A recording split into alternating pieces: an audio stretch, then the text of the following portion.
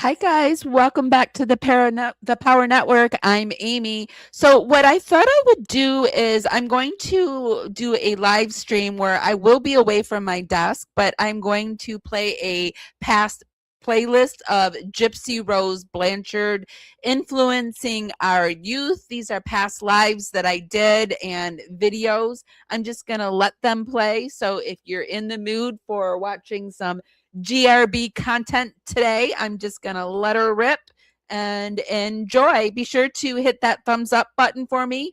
We're going for 10K subscribers over on YouTube. So if you're on YouTube, be sure to hit that subscribe. Today we're coming to you on YouTube and Twitch. Love you guys. Tell me what you think. Are you worried about GRB influencing our youth? Put it in the comments. I may or may not see it. I'm going to be cleaning, coming in and out, dealing with the little bird. But yeah, I just thought it would be fun to do a live where I let past lives and videos play regarding the troublesomeness of Gypsy Rose Blanchard. Love you guys. Bye.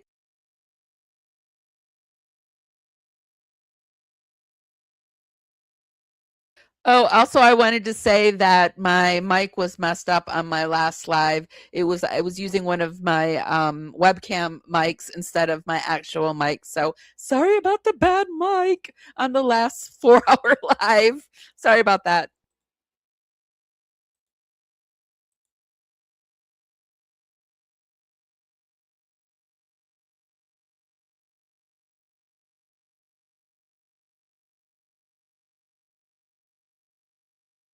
Secretly hoping someone will actually do this at her book signing, but not literally throwing stuff at her. Just so I'm Amy. We've always joked here that about giving Gypsy Rose Blanchard a Game of Thrones style. Shame, shame. If we ever saw her in public, of course. Today, we are secretly hoping someone will actually do this at her book signing, but not literally throwing stuff at her, just the bell ringing and the shame calling. Since we can't be there in person, we will be dissecting the ridiculous interview she gave with teen mom Kaylin Lowry on Almost Famous or Barely Famous. I'm sure we will be ringing the shame bell like crazy today. So let's dive into it on this Friday the 13th day of Livemas on the Power Network. And it's Mercury retrograde, so it's a wind and a swing and a shame. Shame. Special shout out to my replay crew and my dragonflies. Do you believe in Friday the 13th bad luck nonsense? Welcome to Para Women Radio. I'm Amy. Carefully strumming his old guitar again. Words rolling out into our fire. If heaven had wings out to you, then I'd fly away with you for a while. Hearing the essence of gratitude, your dreamy little smile on my lips. I miss my cue, but baby, I had you. Miss my cue, but I had you for that day. Here in the blue, I'm falling deep into you.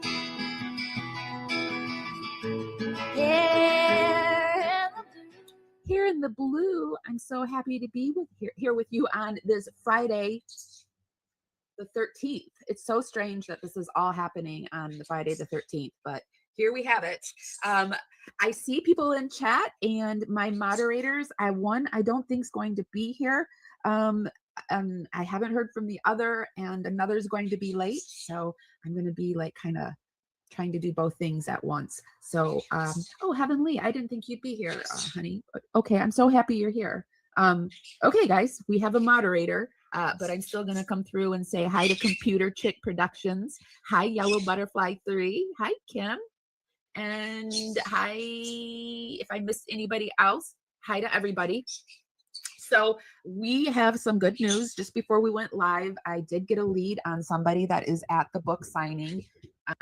I got their email. They said they're interested in coming on while they're at the live.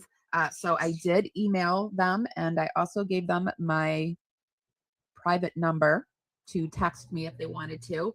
And even if we don't catch them during this live, we'll come on, we'll come if they want to do it like during the protest, because I think the protest isn't for another like 3 or 4 hours, isn't it? I wanted to come on before because I didn't think I was going to be able to reach anybody. And then I reached somebody just at the end, and I'm not complaining because I'd be very happy to do a live from the protest with somebody. So let's all keep our fingers and toes crossed that happens. This is, let me get this up.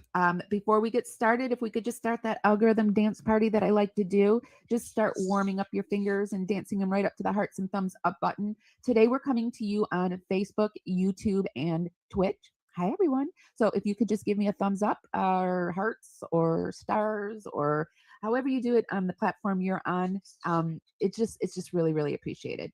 So, and I think somebody put this name in the chat, but Justice Voice is there.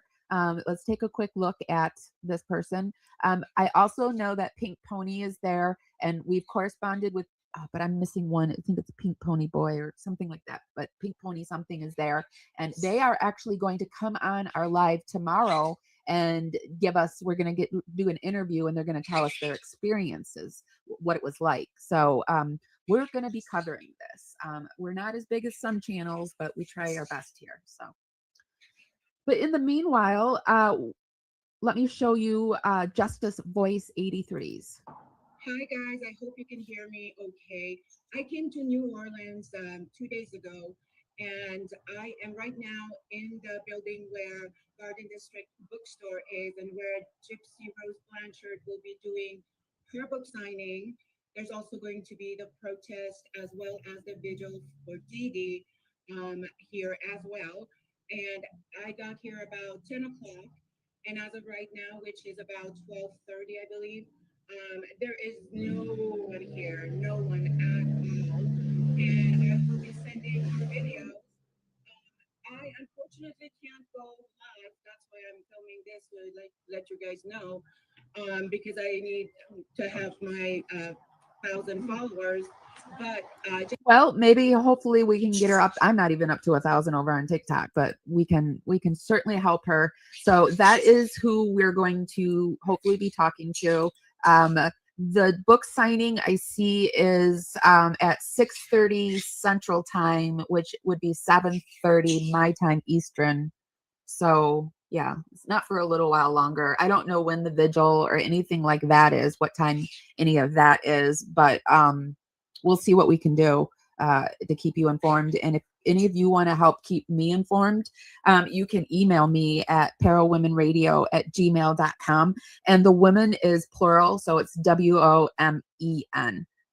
So parawomenradio@gmail.com. So, or, if you see one of my mods out and about, I have Heavenly, Chrissy, and Laura Lynn. If you see any of them out and about, across the interwebs, they can get in touch with me really quickly too. So,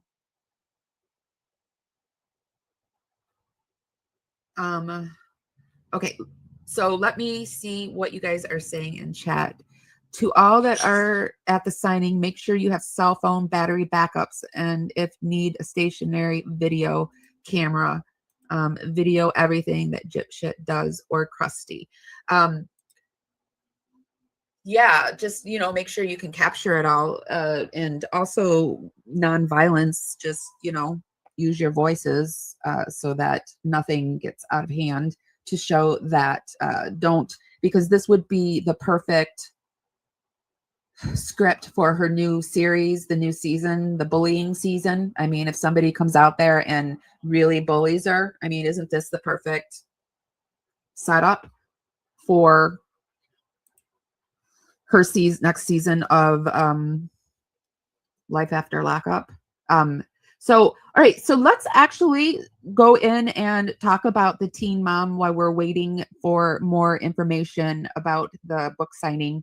But that's what we're working on, and we'll get it done. I'm super excited about it. So I have a really a feeling like we're going to be able to bring this to you guys.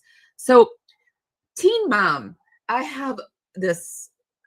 I need to confess. I had a a shameful little addiction, and might still have a slight one to reality TV. And I loved reality TV hit, and I was like, yes, yes, please, yes, ma'am, more. I'll take it. And the first reality TV show that I remember watching was on MTV, and it was The Real World. And I remember it because I was in college and it popped on, and my friend was like, oh, hey, there's this new show on. You should watch it. And I was at her house for the weekend, and I was sitting there watching it. And Andre Como pops up, and that's a guy that I went to high school with. And you're not famous until someone claims to have sat next to you in high school. Junie, seriously, you were very quiet. You didn't say a word. Not a peep. That's my little green cheek. Don't ever say you want a bird that talks, because you'll get what you want, and then you have one that will tells you to stop it that will talk all through your whole live. You can only do lives at night without him. Right? I'm telling on you. Wakes up at 4 a.m., then wants to go to bed at 4 p.m. It's on a horrible schedule. Yeah. Am I going to have to put you in the other room? We'll see. So Andre Como was in The Real World, and he was like the guy with the really long hair. I don't know if anybody remembers that show, but I'm a Gen Xer. So there it is right there on the table. But yes, I watched Teen Mom. And I remember when that show came out, and I had to watch it. Well, I was also okay. Now I'm going to justify it, but I was also a social worker, you guys, and so I watched Intervention. I watched Teen Mom. I watched the ones that had the psychology spin to it. But so I remember Kaylin, and I remember really liking her. She was one of the ones that I liked, and her story stuck with me. And she is kind of parlayed her whole thing into a career. This whole Teen Mom thing into a career. I was over, oops, that's not the one I wanted, but I was over on Instagram, and I realized that I don't have Gypsy Rose blocked over on Instagram yet. I'm doing the blackout where I blocked her on all of the socials, because I don't want to go to her channel and mistakenly give her even a dime, but I did here. So then I thought, well, I'm going to show it to you guys then. I'm here, I'm going to show it to you, but that's for a little later. This is Kale Lowry's page. And this is her from Teen Mom. And this is the interview that we're going to go over today. I am realizing that I think this is, we're only going to watch bits and pieces of it, because I think it's behind a paywall. I'm not sure. It is out there on the internet, and so it's out there for fair play use. But we do things a little differently here. Everything that we watch on my channel, I'll speed up, or I'll slow down, or I'll talk over it, or we won't watch it all, or I won't read it all. But I put the link for everything that we view down in the YouTube show notes, and we do this for fair play use. And that's not the definition of fair play use. I don't have to do any of that. I could just like play it and just sit there on screen and watch it with you. But that's not what I consider fair play use. Fair play use is like adding some content to it, changing it so that it makes it new and interesting and fresh. And I also don't play it all so that you will go over to the creator's channel that I find it from. like kind of like just making it like sweet and juicy for you so that it drives them over to that channel's traffic. But this is the interview. We're going to watch probably about 15-20 minutes of it. It is like an hour long interview. If later I find that it's just out there, then we'll come back and we'll rewatch it. But I'm not about taking money from anybody.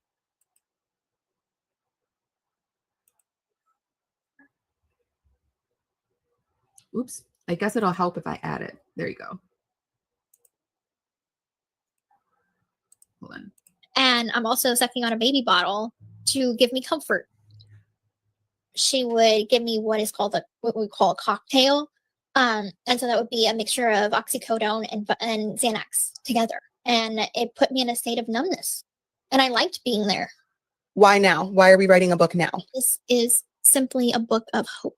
Your truth is your truth. And I feel like at the end of the day, he can't dispute what your perception of any of this was. Because I would be in trouble for walking even inside the house.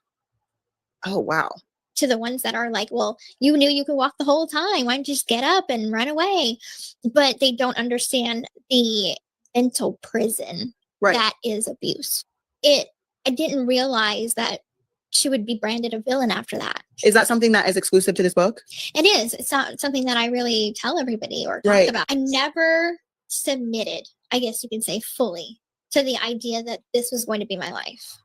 I think I romanticized the idea of, being my man's savior just as much as he was mine. Right. So it was like the Beauty and the Beast syndrome. Based on what I read in this book was that he was already having all types of very, very violent fantasies prior to even meeting you. Correct. In my opinion, whether it was conscious or not, I feel like maybe we manipulated each other.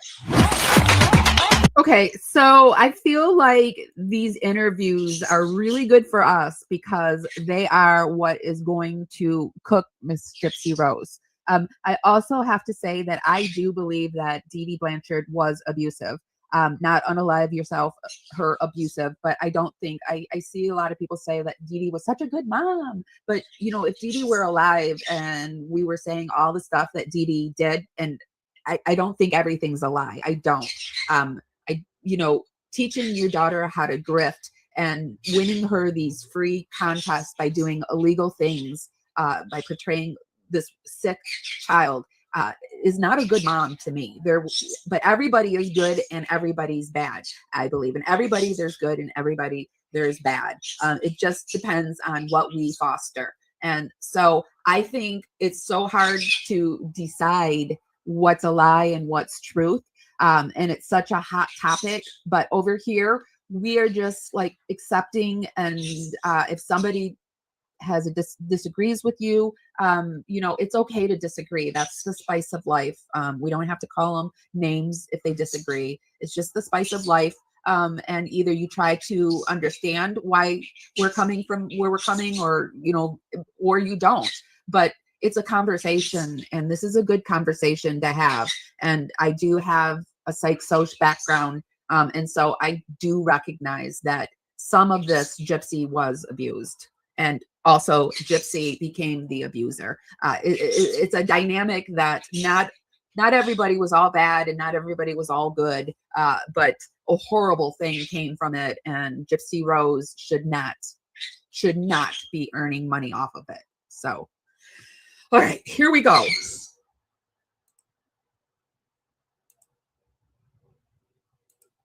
Sorry. So over on Straight Out of Context channel, she has 3 uploads. The Gypsy Rose exclusive, the Admits the Chromosome Disorder. That was the one, this is the episode that I pulled where you saw, I don't know if you saw my videos from today where she was talking about Dee Dee and the substance abuse. And she is now saying that Dee Dee gave her the drugs and did the substances with her. So from that video, we're going to watch the short 3-minute one that we did, and then I but like I said, I will put the link for everything down in the description and YouTube description and show notes. And if you want to go down and watch it on your own, completely understand. All right. So this is her talking about Dee Dee and the substance abuse. I don't want to call it an addiction because I don't necessarily think that you called it an addiction. Do you think that you had an addiction? I absolutely do think that it was an addiction. To painkillers. Yeah. Yes. So by accident, or did you were you already taking them and you felt the effects, and so you eventually got to a point where you were abusing them, or do you think that it was more by accident? It was originally my first exposure was from pain medication from after having surgery. Right. And so that was accidental. So it started off with, okay, they prescribed me this pain medicine. Oh, it makes me feel different. It makes me feel kind of numb. And so after that point, that's when I slowly started to take more and more and more and slowly abused it. Okay. And your mom was aware of it, but didn't say anything. Correct. Because I think that's what I read in the book, and I was shocked by that. Correct. But there is a very interesting conversation about this video going on over on TikTok, and I'm gonna pull you right over there right after this and show you some of the conversation that's being had. Some people are picking up things that I thought I heard, but I was just trying to listen, but people are picking up some other substances that she mentioned that she started to say and then she stopped saying. That sort of fell into subconscious or conscious plan of her kind of keeping you close. It sort of helped keep you there, right? Right. That's so interesting. I always wonder with addiction, my mom's an addict and an alcoholic, and so I always wonder how sort of that can happen. It's hard. I remember Kaylin's story with her mother being an addict, and it was so heart-wrenching. I mean, she was 16 years old, living with her boyfriend. Her mother, I think she has alcohol addiction. Well, anyway, she was an addict. And yeah, Kaylin really has gone through it with her family and addiction. Whenever you have someone, there's nobody there to tell you to stop or to pull you away from the edge, but instead encourage. So my mom was on pain medication herself, as well as Xanax. And so she would give me what we call a cocktail. And so that would be a mixture of oxycodone and Xanax together. So you hear that right there, what she was about to say? Let me pop it back really quick. Put your listening ears on and let's see if you can hear it. And Xanax together. Oh, I didn't pop it back far enough. Here we go. And Xanax. Did you hear it? A mixture of oxycodone and Xanax. What was she about to say? What's the major medication out there that starts with an F? Can't say it, but I think that you might be able to envision it. Christine says, how many teens are going to get addicted to their mother's medications or Zanny the nanny? How many kids are going to unalive their mother over Christmas break for being told no, right? It's just this. That's why I do it, because I worry. We have girls who commit crime, thanks to Gypsy Rose, and we have been doing teens that are unaliving their family. And it's all thanks to Gypsy Rose. We're covering matricide here on Parawoman Radio. Thanks, Gypsy Rose. Yeah, stop it. Oh, so let's go back. Together. So. And what would that do? Would it put you to sleep or what? Yes, I mean, downers for sure. I've never tried uppers, but I have had downers, and it put me in a state of numbness. And I liked being there. And so would you spend a lot of time in that state of mind, you think? Yes. I know at one point you talked about how you took the last of your mom's pills, and then you guys had to go file a police report in order to get a refill because that was the only way that you could get a refill on the narcotics. Correct. When you think so, that tells me that, and she's Junie. That tells me that Dee Dee needed her pain medications if she needed to file a report to get more meds, because if she was just taking her medications for when she has pain, there wouldn't be a huge need if you ran out of pain medications. But then at the same sense, it tells me that Dee Dee probably was sharing her, or at least at the very least knew that Gypsy was taking these medications, because if you need these medications for pain reasons, then when you don't have enough, or when your supply is getting lower than it should. So the codependency in this relationship was just horrible. and I'm not going to say this over and over again, but I just want to make it clear. It was never unalive her horrible. The abuse was never to the point where I can ever justify unaliving her, but the abuse was there, in my opinion.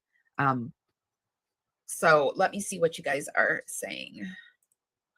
Or maybe she was addicted to. Well, Gypsy said that her mother wasn't addicted, that she needed her pain, that her mother actually needed those pain medications because of the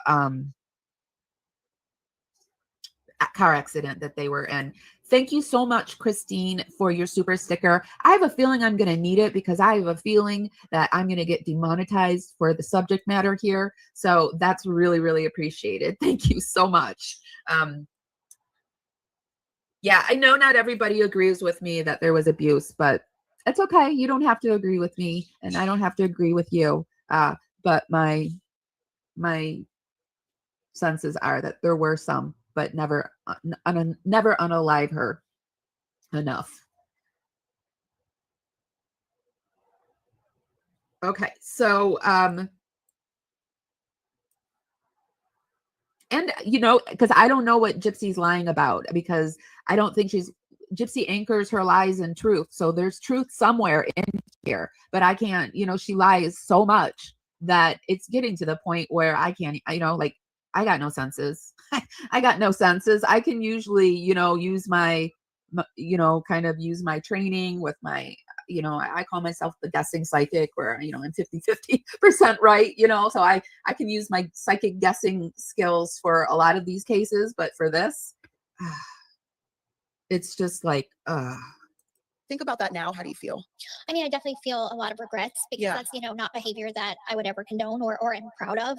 But it does put it in perspective as to like what mind frame I was in. Mm-hmm. Yeah. I mean, I just, but as a mom, you're about to be a mom. So it's like, could you even imagine like helping yourself and your daughter do something like that? No, I would never. Like, I can't imagine. Like, I would be so curious to know, if she was here today, like where her mind was at in that moment. Because did she need them at that point, or did she do things? She did need them.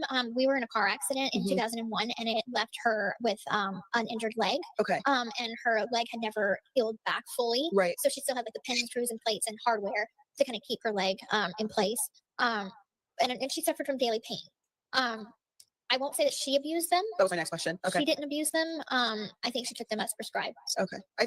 I don't know this for sure. I'm not I think that is why I think that Gypsy, it's an insult. I agree. It is an insult because if she was taking that cocktail, she would be heavily addicted, and she wouldn't have been even sleeping on that couch. She wouldn't have been sleeping on that couch because I had back surgery, and so I had to do the whole pain thing, the whole pain medication. And I seriously thought I was going to have to be on them for the rest of my life. And my life was turning into hell because so I had the back surgery, and I was having tons of pain before the back surgery. And then I got put on the patch. We'll just call it the patch before the surgery. And then that just wasn't working. So then I got put on some other medications to go with the patch. And then it was just a game of it had to be increased more and more and more and more. And, and if I increased it on my own, then I was out without a medication for a day or two. It was pure torture. It was Hades. And so I just, I wanted off that horrible merry-go-round, because I was even doing doctor consults where they were talking about putting a pain pump in my spine so that, I would have to go to a doctor and they would fill it. And and I was slowly, my life was just disintegrating. I was bedbound, and the pain was just there all the time. And they were talking to me about rebound pain. Anyway, I'm not going to go like on that whole tangent, but it was hell. It was hell. So yes, it is an insult, because she would not have looked as fresh and crisp as she did laying there on that fishy couch. So 100%. I'm not an expert, but I would guess that it probably has a different effect and I am no longer on those type of medications. I transitioned off of all of those. It took me about a year to transition. I went from that to the medical watering the grass type of thing and microdosing, and my life has gotten so much better. I still have pain issues, but I have learned to deal with the pain in a healthier way. And my mental health is getting better because the more my pain tanked, the more my mental health tanked. And then the more my mental health tanked, the more my pain, it was like a circle, a dance that I just like. So, yeah, so I get it. I understand. I know that there are a lot of us out there that have had substance, we won't even call it addiction because my body was addicted to it. But I don't know. I was definitely addicted to it. My body was definitely addicted to it. But thankfully my mind hadn't taken hold of my mind quite. I knew I wanted off of that roller coaster. So I just don't see how she if she was on that cocktail, there is just no way. On you as a child, you were young and you didn't necessarily need them, so it's going to have a different effect than someone who's actually using them as needed. Correct. And dosage makes a big difference. Right. I was around 90 pounds. Oh wow. Pounds. And so she was probably double your height and weight, right, or whatever. So the that's dosage does make a difference. Coming off medications is no laughing joke. Even coming off of some psych meds are no laughing joke. And I'm not suggesting anyone do this. I'm just saying this is my experience. This is all my opinion. This is for entertainment purposes only. But if you're on medications that are for pain, you might want to consider, and they're not working anymore, you do have to consider the rebound pain. And I can tell you that I feel like I'm a success story. So, and I'm like still work in progress. And I was trying to think today, I haven't taken something for pain. And also I was like in the hospital repeatedly. Like I was in the hospital over 30 times for, I had pulmonary embolisms. I had back surgery. I have these autoimmune issues that make it so I can't walk sometimes. So I've got a lot of issues, but my issues got worse on the medications. But there is a way if you need them for pain. There is a way, you guys. I just urge you to never give up trying to find that way, because I wanted to give up, and I'm so happy I did not give up. And you guys are a big reason why I didn't give up. I wanted to give up, but I wanted to do the show. I wanted to do Para Women Radio. So yeah. I saw some people in the chat saying that they're working on coming off of pain medication. And I just want to say that you can do it. Make sure you do it with your doctor. But you can do it. You can absolutely do it. Okay, so let's keep going. Let's pop over on TikTok, and I will show you. We're over here on TikTok, and I put up this video, and there is some conversation going on. Like people are saying that it's so sad that her mom did all she did to her all her life. And I want to show that everybody's opinions welcomed. I'm not going to say anything because that's her opinion. With all that's out there, I'm not going to. I've learned to pick my battles, and that's not a battle that I'm going to even try to pick. And I just think that we should all allow people to have their opinions, because your opinion doesn't have to be my opinion. And I'm not thought policing you. I'm just bringing you information, and then you decide what you want with it. And that's what I want for me. Don't tell me what to think or feel, because 9 times out of 10, that's going to make me resist. If anything, I'm going to resist the truth until I finally can't do it anymore. And then I'm going to be like, damn it, if I'd only, but like the thing is I always have to come to things on my own time. So they're out there. They know what's going on. They're either a troll or they really just haven't gotten it yet. The stories keep getting bigger. Coming soon, Gypsy Rose's second book, titled Taking Another Stand. And I'm picking up that people are not liking Cal, but I don't know much about her to say anything. I just remember her from back in the Teen Mom day. She's made a lot of bad choices, but I've made a lot of bad choices. Hopefully she's learning and growing. What is happening? Why are they even in the same room? And this person says, Cal's business is podcasts. They invite people on the podcast to interview. She's been doing podcasts for years. That's how she makes her money. Gypsy Rose was invited to the podcast to be interviewed. This person says it was rhetorical. Previously, she said she stole the meds. Now her mom was aware. And I replied, and this is her tax report was negative when she was arrested. I saw somebody say that, and I also saw someone say that Dee Dee's toxicology was negative too, wasn't it? Or am I wrong about that? She can't help her lies. She said she was probably double her weight and height. That was a weird thing to say. So somebody also pointed out that now if Gypsy Rose ever needs pain medication, she's like kind of shot herself in the foot because they're not going to give her pain meds. They're going to say, you know, here's some Tylenol for you, sweetie. And they will, because I was prescribed pain medications. I was prescribed it. And if I had to go into the hospital for anything, I was treated like an addict and I was being prescribed it. So it's a fine line that people that take medication walk. And it's a line that I'm really glad that I don't have to walk anymore, on that at least. But we are over on TikTok, by the way. I don't know how long we'll be here because of the fact I think there is going to be the band. But we're over here if you want to find us over on TikTok. I don't post a whole lot because Gypsy Rose gets a lot taken down over on TikTok. She really does. It's a fine line you walk over on TikTok.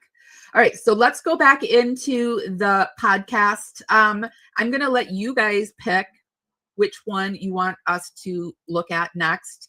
We can look at Gypsy Rose exclusive interview part 3, admits ... Or we can look at Gypsy Rose exclusive part 2, admits to bottle sucking. Which one are you guys interested in? I'll come over and chat while you guys are deciding.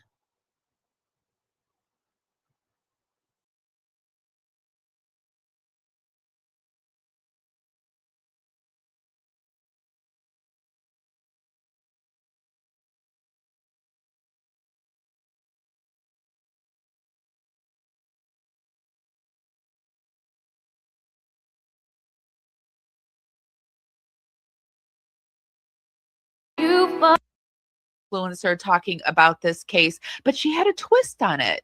She was saying that, is she being framed? And I thought, so it could either be a copycat situation or she's being framed. So I thought we could look into this and introduce this case and see what's what. Running around getting ready for all of this. I have been with the change of seasons, and this morning I woke up and I don't know, they're saying Florida has this false. Getting back to Gypsy Rose first, I do want to show you that we have been talking about Gypsy Rose and her shenanigans on the case.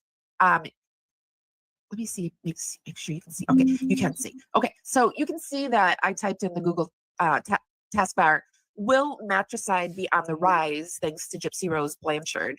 And I thought it was so interesting because what was coming up was these articles, and they're all under, different, they're at different websites,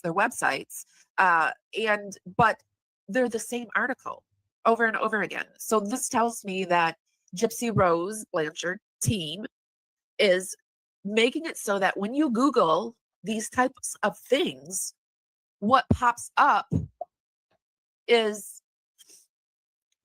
something very similar to this, where it'll be like Gypsy Rose Blanchard. It's her narrative.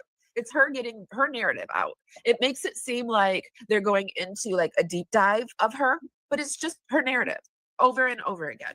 So this is just more things, article after article. So Gypsy Rose, whoever, whatever PR team she had, really dug into using AI and just putting, just creating these, you know, on these blogger forums or these just quick website, site after site, just the same thing.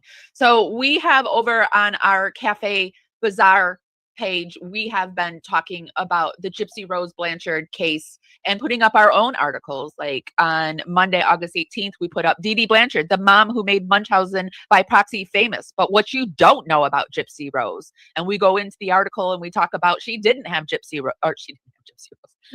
Ugh, if only she didn't have Gypsy Rose. She didn't have Munchausen syndrome by proxy. It was trumped up by Gypsy Rose. And we go into all of that and we talk about the true Gypsy Rose and who she really is. And then the other day on August 24th, we go into the Queen of Matricides and we show how she is starting to influence youth. And the case that we covered first was Carly Gregg. But then we went into, during that case, we talked about the terms patricide, matricide, what they mean. Are they on the rise? And I talked to AI just before I came on. I went on Chat GBT and, you know, I told them what we would be talking about. And I asked, is matricide and patricide on the rise? And this is what we got. Well, first I asked, give me some of the cases since Gypsy Rose Blanchard committed hers. And we got 2015, Ashley Ann Rose Madison. She's 17. She unalived her mother and stepfather in Wisconsin. Jeffrey Collin, he's 17, and he unalived his mother in Utah in 2020. There's an unnamed 15-year-old in Washington State in 2024. The only survivor was an 11-year-old sister. They unalived their parents. There's another 14-year-old in Florida in 2025, arrested for fatally shooting his parents in Northeast Florida. He called 911 from a nearby church to confess.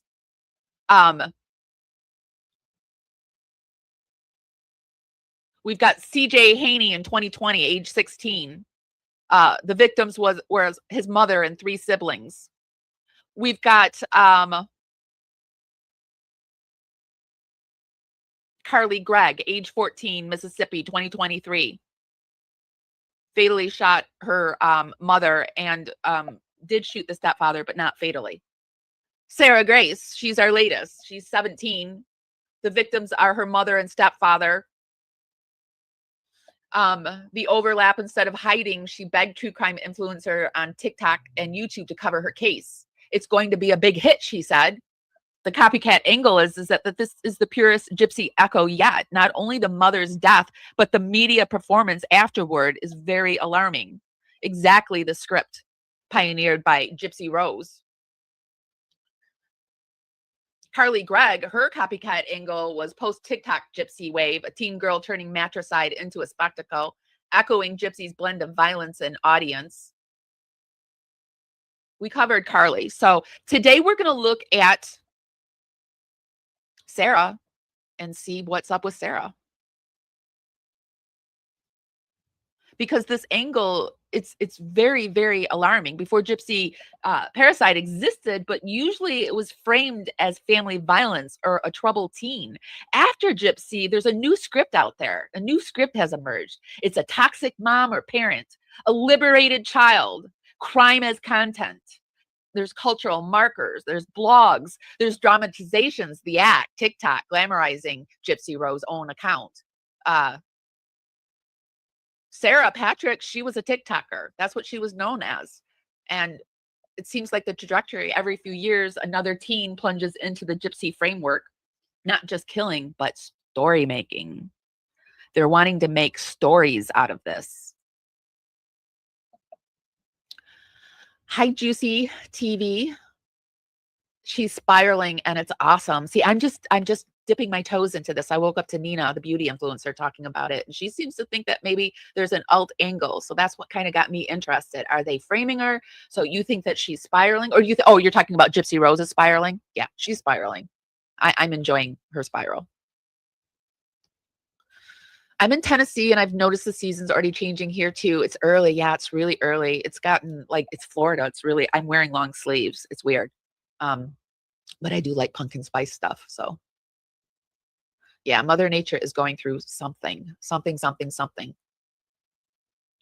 So let me get my screen together, and we're going to dive into this case. This is my first time really getting into it.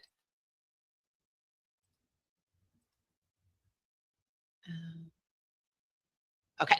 So as I said, this is Nina, the beauty influencer, and how we handle things here, you guys. We will look at a lot of things today. I will stop and start. I'll talk over it. I won't read everything in its entirety, but what I will do is put everything in the YouTube show notes. And I do this to cite our sources and for fair play use. Today, we're coming to you on YouTube, Facebook, and Twitch. So hi, everyone. If you could just start that algorithm dance party that I like, to start warming up your fingers and dancing them right up to the hearts and thumbs up button. Leave some of that in DNA so we can dance out into the algorithm party out there. Bring more people back to the party. It's just a free way to help me out, and it's really, really appreciated. Being my daughter. Where's the tears? Because, yeah, my name is Gypsy Blanchard, and I am a convicted murderer. Yep. And I did the time. I did the crime, did the time. It really brings out the Gen X in me, the Gen Xer that just wants to, like, I know this isn't allowed and this isn't acceptable, but you know, back in the day, you did use your hands to solve things, and she just makes me want to cock my fist back and just use it that way. But you know, I suck it back in, and I, you know, obviously don't do that. But she just brings out violent thoughts in me. Time on parole, case closed. I owe nobody else anything. I don't owe anybody a fucking thing. Gypsy Rose really got on live today like she was dropping a mixtape. She said, I did the crime and I did the time. Did my time on parole. Case closed. Girl, that's not bars. That's literally your parole officer's notes. So she's out here saying she don't owe nobody anything. Meanwhile, she owes the world an apology for trying to rebrand convicted murderer as a personality trait. Like, babe, this isn't TED Talk. It's probation karaoke. And the funniest part about this all is she keeps saying case closed. Babe, the only thing closed is Spirit Halloween after October 31st. Because every day since you got out, you've been cosplaying victim, influencer, and a motivational speaker all in one. Let's got those good zingers. Okay, let's move it forward. She does talk about Gypsy Rose, and then she goes into the Menendez brothers, but then she goes into Sarah. Let's talk about motive, because a lot of y'all are watching these true crime cases and you're forgetting one crucial thing. Motive is not optional. It's foundational. Motive is why. It's the reason why someone committed a crime. Okay.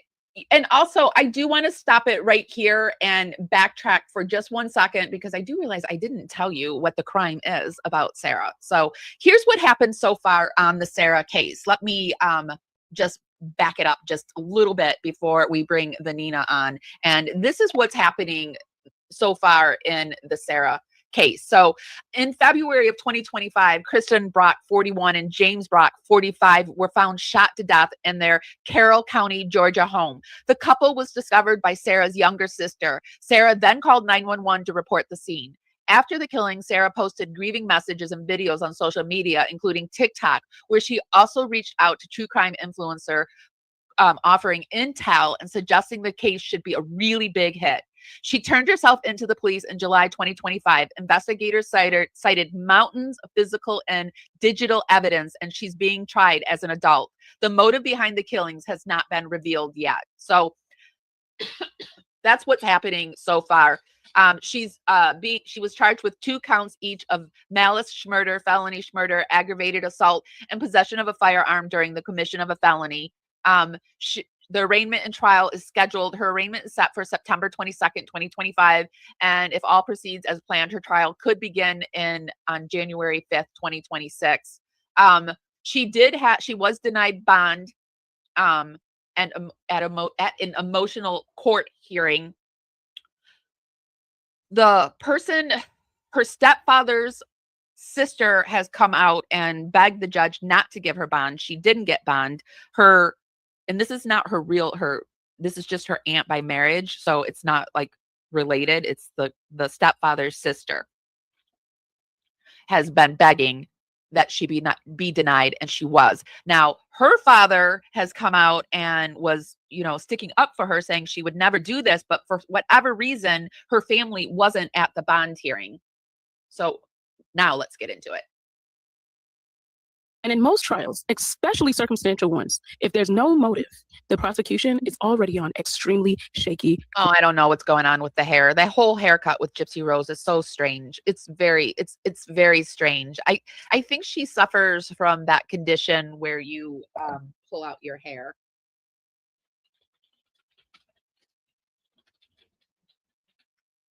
I think she suffers from that, and this one. The condition where someone pulls out their hair is called trichopneumonia, or hair pulling disorder, is characterized by a persistent urge to pull out one's hair, leading to notable hair loss. And I'm starting to feel like maybe that's why Dee Dee, hold on, I keep coughing. Hold on a second. I'm so sorry, you guys. Excuse me.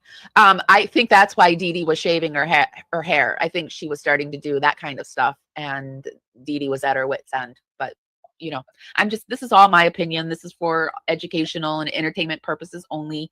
We urge you to go out there and do your own research on all of this. So getting back to Sarah, she is saying that they have this whole mountain of evidence. They're saying they have this whole mountain of evidence, but we've not seen any of it, and they're keeping her hidden.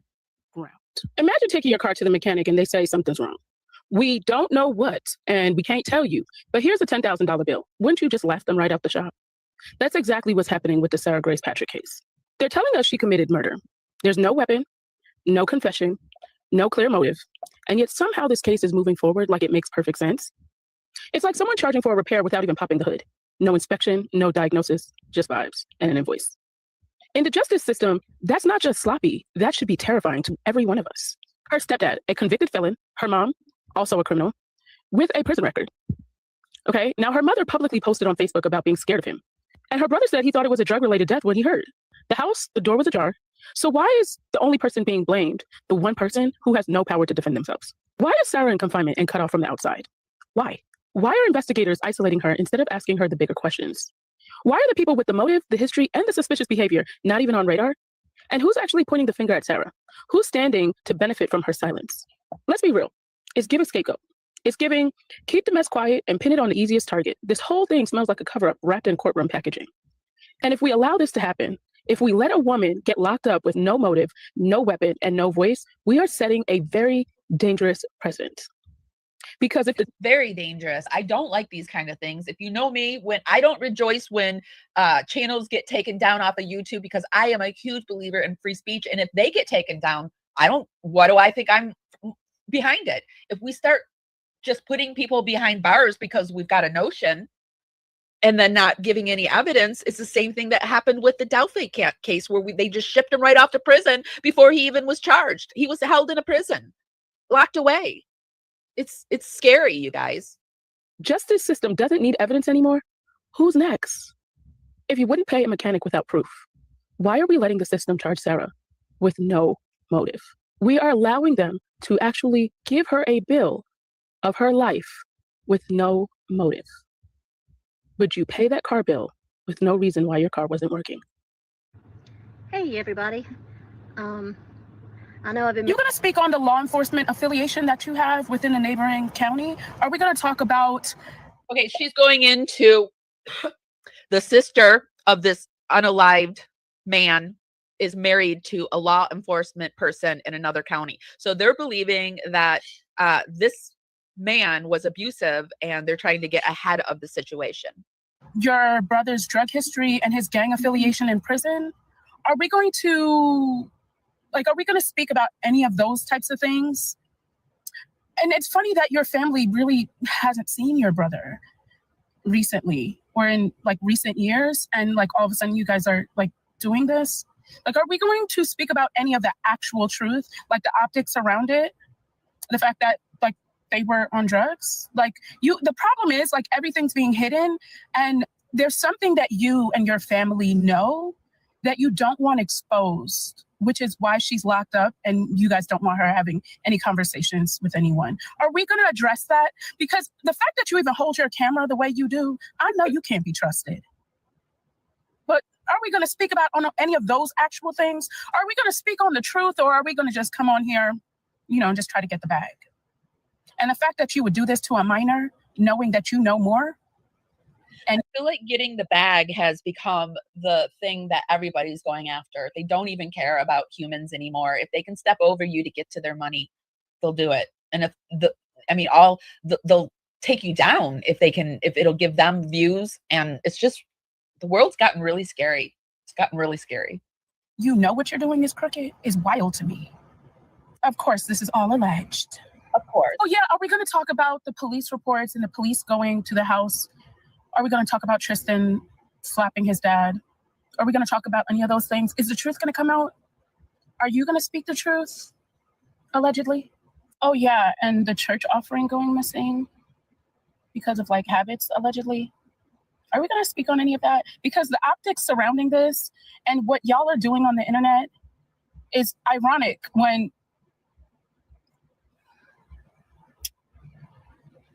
you know what? One thing I don't like is dishonesty. And I'm all about exposing the truth. The truth will come out in this case. And when the public realize what really happened, whatever it is, and I'm pretty sure your family knows the truth. Because the optics surrounding this and the facts behind it is giving cover up. Yeah. Okay, so Nina is very, very sus on it. So, but now let's back it up. And I went over to the mainstream media to see if they have picked up on the sus yet. And I don't see any of it, but we're going to look at what the mainstream media is talking about the case. We're going to see this aunt and who the victims were. So it looks like,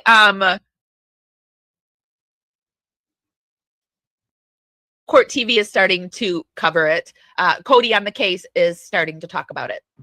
We're out here now in small town Carrollton, Georgia, where the home where these crimes occurred took place. Now, if you look down this street, this is Tyus Carrollton Road out here. You see it's not that busy of a street, but it is kind of a main freeway.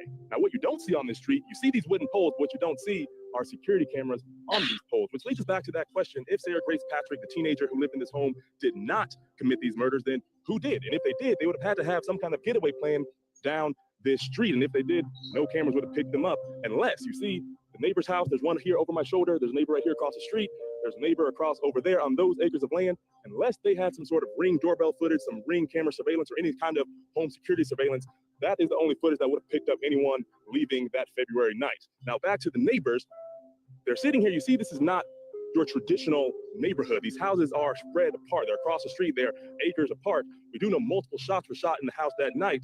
Who could have heard those shots? And they were shot around 1:30, 1:40 in the morning. So if these neighbors were in a deep sleep, they may not have heard those shots unless, again, they have Ring camera footage that could have picked up the sound of those gunshots in this house where the crimes occurred. But again, this is out here in Carrollton, Georgia, where everything went down. Sarah Grace Patrick now facing double murder charges in those two shootings. So it does look like this reporter is starting to go in and investigate that if she didn't do it, that there has to be some kind of footage. So we'll continue to follow this person.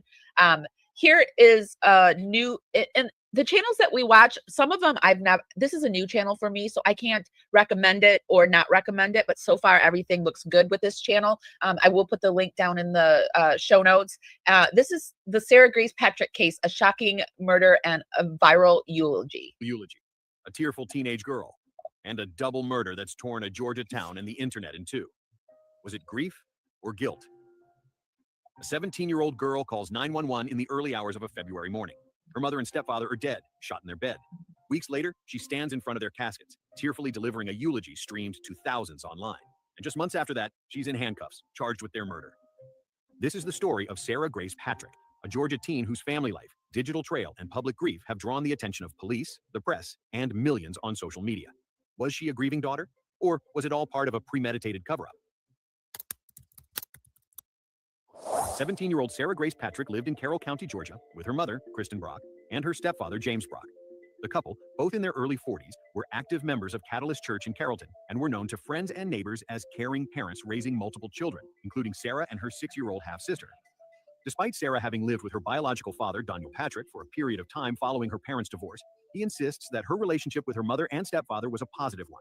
According to Daniel, Sarah loved them with all her heart. He claims that Sarah was just a typical teenager and that there were no problems in the home at all. I wouldn't say there was any kind of problem in the house. I think that she was just a normal teenager growing up, and when she didn't get her way, she called me, and when she didn't get her way with me, she called them. It's just typical teenager. There wasn't many problems in the house. I mean, other than sometimes, their punishments, was different than my punishments. But other than that, no, there was actually no problems in the home that I knew of. Seems like the whole family likes that camera angle. But anyway, the dad came out and defended the daughter in the beginning, as you can see. Described her as a well-behaved and responsible young woman with whom he shared an open relationship. This narrative, however, is complicated by other accounts. Some family members and friends described a fraught relationship, with Sarah feeling trapped at home. Others, including members of their church, described the home as stable and loving, further complicating the picture and creating a deep divide between those who defend Sarah and those who believe she is guilty. In the early morning hours of February 20th, 2025, a chilling 911 call was made from the Brock household. It was Sarah Grace Patrick, her voice trembling, reporting the unthinkable. 2 people shot inside her home. Patrol cars converged on the quiet suburban street. What officers discovered inside the Brock residence was a scene of both familiar horror and unsettling mystery. Kristen and James Brock lay dead in their bed, both victims of gunshot wounds. Investigators immediately noted no signs of forced entry, no broken windows, no kicked-in doors, and nothing appeared to have been stolen. Yet one of the house doors stood slightly ajar, an anomaly in an otherwise undisturbed home. Crucially, no murder weapon was found at the scene, raising immediate questions about its whereabouts and who might have removed it. The undisturbed nature of the home, coupled with the open door and missing weapon, immediately piqued their suspicion. The killer was likely not a stranger, but someone known to the victims, perhaps even residing in the house. Possibly, if he was in a gang, though, they would have access to inside the house. So there's that, too. And both parents have had run-ins with the law. So... As officers processed the scene, a subtle, rhythmic beeping sound drew their attention. It was James Brock's LVAD, an implanted heart assist device, now signaling that his heart had stopped. Sarah later told police she had heard a similar beeping during the night, but had dismissed it, assuming it was nothing important. But perhaps the most unsettling detail emerged. It wasn't Sarah who found her parents' bodies. It was her 6-year-old half-sister. This small, innocent detail cast a long, perplexing shadow over Sarah's account, raising immediate and profound questions for the investigators who now stood in the grim aftermath. And that shadow? It would only grow deeper, especially when Sarah took the spotlight at her parents' funeral. Just over 2 weeks after the horrifying murders, the community gathered at Catalyst Church for the funeral of Kristen and James Brock. The solemn service, however, became an unexpected focal point of the unfolding mystery. Their 17-year-old daughter, Sarah Grace Patrick, stepped up to the podium to deliver a eulogy that would not only be heard by those in the church, but was streamed live online and quickly shared across social media platforms. This is one of the red flags, I think, that went up to the world, like one of the first red flags. Drawing millions of viewers into her raw public grief. Dressed in a pale blue dress, Sarah appeared visibly strained and tearful. Her voice wavered as she thanked her mother for small, everyday moments, like brushing her hair every morning, and affectionately called her imperfect, but mine. I just wanted to say goodbye to my mom and daddy since we never got the chance to. I was so used to you guys always being here to complete that I never once thought to imagine y'all not being here. And I have a single clue how much I needed y'all till now. For James, thank you for all the life lessons you taught me and for being the best honest dad ever. Your heart will finally be healed in heaven and neither of y'all will be in any pain anymore. Although that gives me so much comfort, your fight is not supposed to end there. And for my mother, everything we went through does not define what kind of person or what kind of mother you were. You were a beautiful, kind soul with so much gratitude and so gosh dang strong. And you taught me so many life lessons, and somebody just recently taught me losing the life lesson of James in 2018. However, to many family members, and more significantly, to the law enforcement officials closely watching, something about the speech simply didn't sit right. They observed a perplexing emotional control beneath the surface of her tears, noting how rehearsed her tone seemed, almost like a performance. Yeah, it sounded like a fake cry, like when you were trying, a fake cry, when young girls are trying to fake cry. Sarah quietly ended her speech by saying, "I'm sorry." For some, this brief, enigmatic utterance was immediately interpreted as a veiled confession, a slip of the tongue under immense pressure. Her cousin, Kristen Dowda, a vocal critic of Sarah since the funeral, later spoke out publicly, claiming Sarah had fake cried through the entire year. It's important to note that this cousin is not related by blood to her. This is the aunt that's not related to her, his daughter. Eulogy, suggesting her grief was an act. I was front row at this funeral where I watched her do this with my own 2 eyes, and not a single tear was shed. And this isn't something that I thought about afterwards. This isn't something that I've gone back to the video and looked for.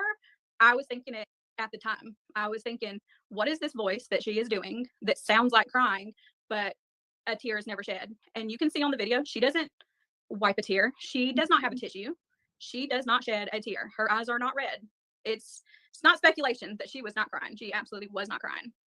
Yet others within the church and wider community vehemently disagreed. They contended that Sarah's grief was undeniably genuine, arguing that any perceived awkwardness or emotional restraint was simply a natural manifestation of extreme trauma, shock, and the immense stress of losing both parents so suddenly and violently. They pointed to the unbearable weight of grieving in such a public, scrutinized spotlight. Still, for investigators who had already begun to eye Sarah as a person of interest following the puzzling crime scene, the viral eulogy added a significant, unsettling layer to their growing suspicions. It transformed her from a potential victim into a central So this was the first red flag for people. And then the next red flag was that she started contacting online content creators. And she also started doing TikTok videos where she wouldn't talk, but she would put music over it and then just put some words up on the screen. Plea for fame, or maybe for justice. Sarah had allegedly contacted multiple true crime bloggers, urging them to look into her parents' deaths.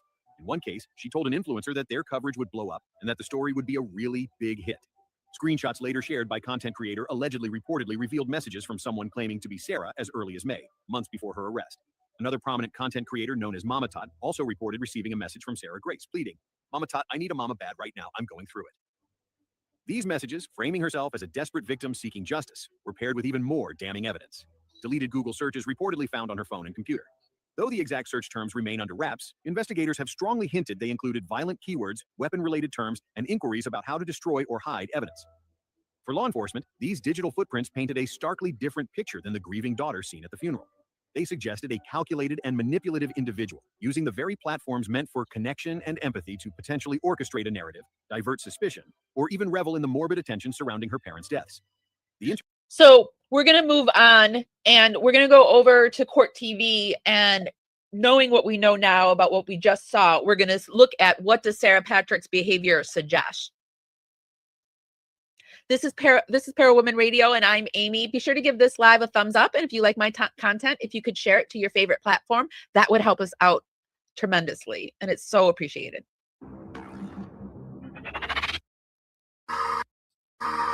Sarah Patrick, just 16 years old when the unthinkable occurred, now stands at the center of a chilling mystery. On a February morning, her 5-year-old sister discovered the bodies of Kristen and James Brock, both shot in their bed. Sarah placed the 911 call and publicly mourned online, posting tearful TikToks and delivering a haunting eulogy that ended with the words, "I'm sorry." But investigators say a mountain of physical and digital evidence paints a darker picture. Okay, so now investigators are saying that there's a mountain of evidence. Let's see if we're going to see that evidence. Sarah is charged with 2 counts of murder and 2 counts of aggravated assault and will be tried as an adult. Her social media activity, including outreach to true crime TikTok influencers, suggesting sensational attention to the case, has deepened suspicions. With no motive yet revealed, the community reels, and the tragedy leaves the haunting question: who was this girl behind the eulogy? How are they going forward with all of this if there's not even a motive? That is interesting to me. I guess, does that happen where they just, as they're building their case, they're just looking for the motive? This story, she's 16 years old. She's at home, mom, stepdad, her parents, sleeping in her bed, and her little sister. And the parents are shot and killed. Middle of the night. That's what the story is, and are found by the little sister. And it's Sarah Patrick who calls 911. Now, a big part of this story is what has transpired in social media, and it's really because of what the defendant, Sarah Patrick, has done on social media. She had a presence before any of this happened, but then afterwards, she started posting things, and a lot of people were noticing them and talking about them. Let's take a look at some of those post-murder postings that were done. This was one of her. Please send prayers for healing, for a break from everything. I'm so tired. I should probably delete it later. And you can see her crying there. She doesn't talk in any of these. There's music. Sometimes she mouths along, and sometimes it's just a picture of her. Here she writes, life's hard, but at least I have my mom. The next one, it hasn't hit yet that they're actually gone yet. And think about this. If someone is posting this stuff, it's going to garner a reaction. You're going to feel bad for this young girl. She's lost her parents. What's going on? You were in the house. How did this horror take place? Let's take a look at the next one. I know how it feels to have people saying the worst lies about you at your worst. So now she's reacting to the reactions to her as well. So there seems to be, she's really tied into what is happening on social media, not just posting, but reading what people are saying about her posts. And I get it, everyone does that, but this is in a moment where she's grieving this horrific loss. Here's another caption from another TikTok. I'll never forget her last time speaking to me. She came into my room when I was in bed watching a show, and she told me good night in a deep voice, acting silly. I should have hugged her. Now, going on social media, I mean, people do it. We all do it. Maybe not all of us, but like I do for sure. And everyone has a different approach to social media, right? Some, if you're a teenager, it's just everyone's doing it. Some people do it to try to make money. Some people do it because they're very opinionated. Some people may do it for to try to get their feelings out there and get something back from the social media community. So all of this brings us to the first question in our investigation. And it's all about the defendant and social media. After the murder, why would Sarah Patrick go on social media? I feel like she went on social media because that's what everybody does. It seems like that's the way of the world now. It's social media. A lot of people don't even have friends in real life. It's just social media. What's her purpose here? What's going on? Here to help answer that question is retired police detective, Dr. Mike McCutcheon. He's also a crime scene forensics instructor at Forensic Education. And Dr. Jenny Lacey, psychotherapist and CEO of Life Counseling Solutions. Dr. Jenny Lacey, I'll begin with you, right? There's a lot going on here, and there's two ways to look at it, right?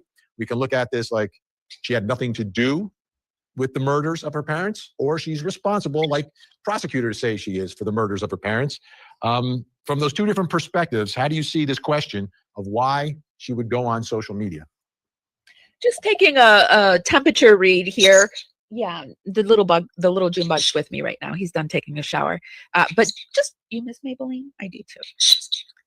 I hate when he drops that on me. Maybelline's my little dog that died almost a year ago. Anyway, what was I going to say? Oh, just taking the temperature of the room. What are you guys feeling about this case? Are you thinking that she's guilty or not guilty, or you're not sure yet? I'm in the solid, I'm not sure yet. Well, I agree with you, Vinny. From my perspective, several possible explanations for her extensive social media activity, especially following her parents' death, right? But I would see actually three of, I would say, primary motivations that could really be at play here, right? One, you mentioned first, if she truly is innocent, as she claims, this could represent a genuine grief and a desperate need for support and validation during her trauma, because we do know that teenagers and young adults can often use social media as their primary need for emotional expression. But then we also know that there are some people who commit crimes. They experience this psychological thrill, if you want to call it that, from fooling others and inserting themselves into investigation. And by reaching out, in this case, to true crime creators and posting emotional videos, may have been seeking attention and control over the narrative, would be my second. And then lastly, I would say that, potentially. I think we're going to start seeing cases handled differently. Because social media isn't just what it used to be. Because remember when social media first came out and people started dating on social media, and there was such a stigma, like, oh, you met him on social media, is that safe? And now it's just like the natural way to do it. So I feel like social media has become the natural way to communicate with people. It's no longer as natural to communicate with people face to face. I'm not saying it's a good thing. I'm just saying that's what's happening. This could be an attempt at creating alibi through public displays of grief, by establishing herself as his grieving daughter online, and she may have believed this would deflect suspicion. So the fact that this specifically was told TikTokers could provide intel, but nothing would. Weird that she went out and was like, "This is going to be an amazing case." Although, I mean, maybe she was trying to get the case solved. That would be like a way to reach out. Maybe not using those words, but we have to remember too, she's a young girl. Who were you when you were? How old is she? 17. Who were you when you were 17? I surely am not the person I am today. And I didn't have the words and the thought process that I have today. So, I mean, Kim says, definitely need more evidence than her pictures on TikTok and her reaching out to true crime content creators. Yeah, I want to see the mountain. I want to see the mountain too. Take me up to the mountain. Take me up the mountain, prosecutors. I want to see it. Because if this is another Delphi case, I'm going to lose my shit. Because Delphi was the one that made me realize you can't just be like, oh, they got someone arrested, case solved. Like, you know, the prosecutors aren't, always right. So. But nothing that would break the case, I believe, is what was said. Suggest a calculated approach to managing this information. So that's my thoughts, Vinny. Okay, Dr. Mike McCutcheon, I want to put another twist into this. So she's posting on social media, but Cody Thomas spoke to a TikToker who has a feed or a show called Allegedly Reportedly. A true crime TikToker is contacted by Sarah Patrick. Take a listen. I had not heard of this case until Sarah Grace messaged me on June 3rd asking me to cover the Brock case. She went on to explain it was the unsolved case of her parents' murder, her mother, Kristen, and stepfather, James, and it needed a light shined on it. I told her I would certainly look into it. I didn't have much of a reaction yet because I get requests like that all the time. So nothing suspicious. I just felt bad for her and I was very nice to her, which looking back on it is just very strange. But then I told her if she wanted any specific photos included, she could email those to me. So at that point, she emailed me photos and her version of what happened that night. Now, once I read that, there were a few things that I thought a little bit about, but then I said, no, have compassion. She just lost her parents. This is a child. But when I read that email to my husband, he, not that he's not compassionate, but he immediately said, she did it. And he had his reasons. And I was like, oh my gosh, but she just lost her parents. How could you think that? Turns out his reasons I should have seen in the beginning. Acting like the case is closed, that it's been solved, that she's in prison. It's quite outrageous. It's quite outrageous. Karen Reed, well, her trial's over. She was acquitted, I believe, and there's something else going on. I think there's a lawsuit she filed. So Karen's out and free and she's filing her lawsuits. I never got into the Karen Reed trial for some reason. Hindsight is something different. Her talking about, you'll get a lot of views if you cover this story. That was very strange. I should have thought more about that. I'm getting irritated by her because she's framing it. Well, I guess we all do that. We all frame it under the context of our beliefs, but she's acting like she's been convicted. And then in her email to me, which I haven't talked about publicly yet, but I will tell you, she told me she did not hear anything that night. Now, I am hearing other versions of that story that she told other people, but I will say that was one of the things my husband picked up on. How would you not have heard anything? All right, Dr. Mike McCutcheon. Thank God for her a husband. lot to go through here. What are your thoughts about her posting and then reaching out to a true crime TikToker here? It depends on what side you're looking at. Dr. Lacey just had mentioned whether you think that she's innocent or guilty. This is nothing new. It's just a different medium. Scott Peterson went on national news and said, I need help finding my wife, Lacey. And I get what you're saying. You're bringing up the Karen Reed because they set her up like they could be setting this person up. I gotcha. Of her murder. Going all the way back to 1983, Diane Downs did the same thing and over. There was Mark Castellanos, I think was his name, went on a daytime talk show and talked about looking for his wife that he had killed. It's nothing new. Unfortunately, it's a new media to reach. And it is. What is their motive? Have they come up with the motive of why she did this? Are they even saying what the motive is? Let's move forward. Had their disagreements, but they had been divorced for so long that they got along quite well, and they were cooperative, and Sarah would go visit him at times. They had their disagreements, just like any teenage daughter would have with a mother. But Sarah was a good kid. I mean, she really was. That's Sarah Patrick's grandfather who spoke with Cody Thomas and had nothing but really nice things to say about his granddaughter. It was his daughter who was shot and killed. So there he is and supporting his granddaughter. And she called him just before Cody did the interview. So has continued that contact with her. Now, months before her arrest, Sarah Patrick delivered a tearful eulogy at the funeral of her mother and stepfather. The video was posted on Facebook by family relative Kristen Dowda. I just wanted to say goodbye to my mom and Jamie since we never got the chance to. I was so used to you guys always being here to me that I never once thought to imagine y'all not being here. And I didn't have a single clue how much I needed y'all until now. Although there was nothing we could do to prevent that, we still have control over how we treat people with us today. I love you guys, and so do I. I'm sorry. And that was the end. You think about where this ended up, right? She didn't get arrested right away. This was a pretty long investigation. And so she's there and she's delivering the eulogy, and now she's been charged with the murders. Brings us to the next question in our investigation. What does Sarah Patrick's eulogy reveal here? What can we take away from that? Still here to help us with our investigation is Dr. Mike McCutcheon, and joining us, trial attorney, former police. They really go into the motive. I mean, they just talked briefly about the family. Let's see if we can move forward and see what the prosecutors are saying. 2025, her 5-year-old half-sister found her mother, Kristen Brock, and stepfather, James Brock, shot dead in their Carrollton, Georgia home. Sarah called 911. Yeah, this is a pretty new case, so I'm annoyed that I can't find what I'm looking for. But the tears unspooled across social media soon drew suspicion. Prosecutors now say a mountain of physical and digital evidence, including her haunting funeral eulogy and strategic TikTok outreach, paints a darker picture. In the weeks after the tragedy, she messaged true crime influencers insisting the case would be, quote, a really big hit. With no motive yet established, law enforcement remains tight-lipped as they prepare to try her as an adult, charged with 2 counts of murder and aggravated assault. A twist that turned a grieving daughter into a suspect and the community's sorrow into suspicion. So Sarah Patrick, I mean, this was a family. It was a blended family. Her parents were split, but each of them had married, and they seemed to get along pretty well. And there's brothers, there's sisters, there's stepbrothers and stepsisters. I mean, this is a family, and it seems like everything is pretty normal, right? There's not outrageous behavior that's alleged anywhere along any of this. Like, it seems pretty normal. Now, Cody Thomas went and spoke with Sarah's grandfather, who is also the father of Sarah's mother, right? So he's the grandfather on the maternal side. And it's interesting when you talk to him about Sarah, because it's his daughter whose life was taken, and it's his granddaughter who's accused. So what he thinks about the situation is pretty insightful, potentially insightful, about the family dynamics. Take a listen.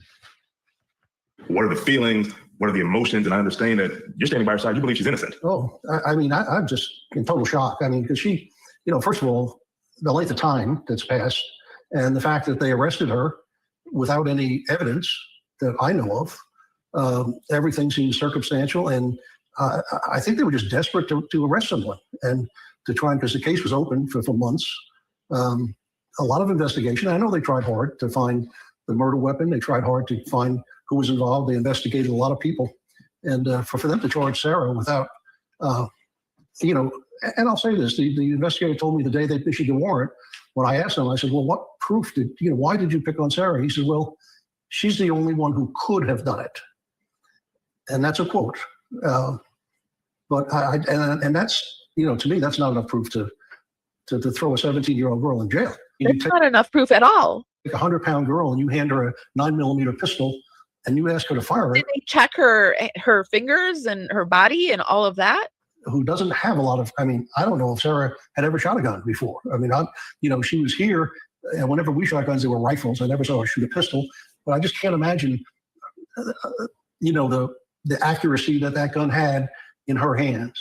I don't think it could happen.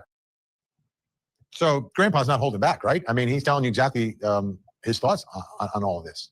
Extremely skeptical. But there's other family members who are speaking. That brings us to the next question in our investigation. What is Sarah Patrick's family saying about the murder charges? We heard from Grandpa. There's Grandpa. And before we hear from the ones that want to, that believe she's guilty, let's pop over and see what her dad is saying about it all. A mountain of evidence. That folder was pretty thin. That is the father of the girl accused of shooting and killing her mom and stepdad as they slept. In his first interview, Sarah Grace Patrick's dad says law enforcement has the wrong person. What he says happened with investigators during a 4-hour interrogation with his daughter right before she was arrested. At the end of it, they started throwing pictures of her parents at us, her stepdad and her mom, deceased with gunshot wounds. We're on the case presented by Law and Crime. I'm Chris Stewart.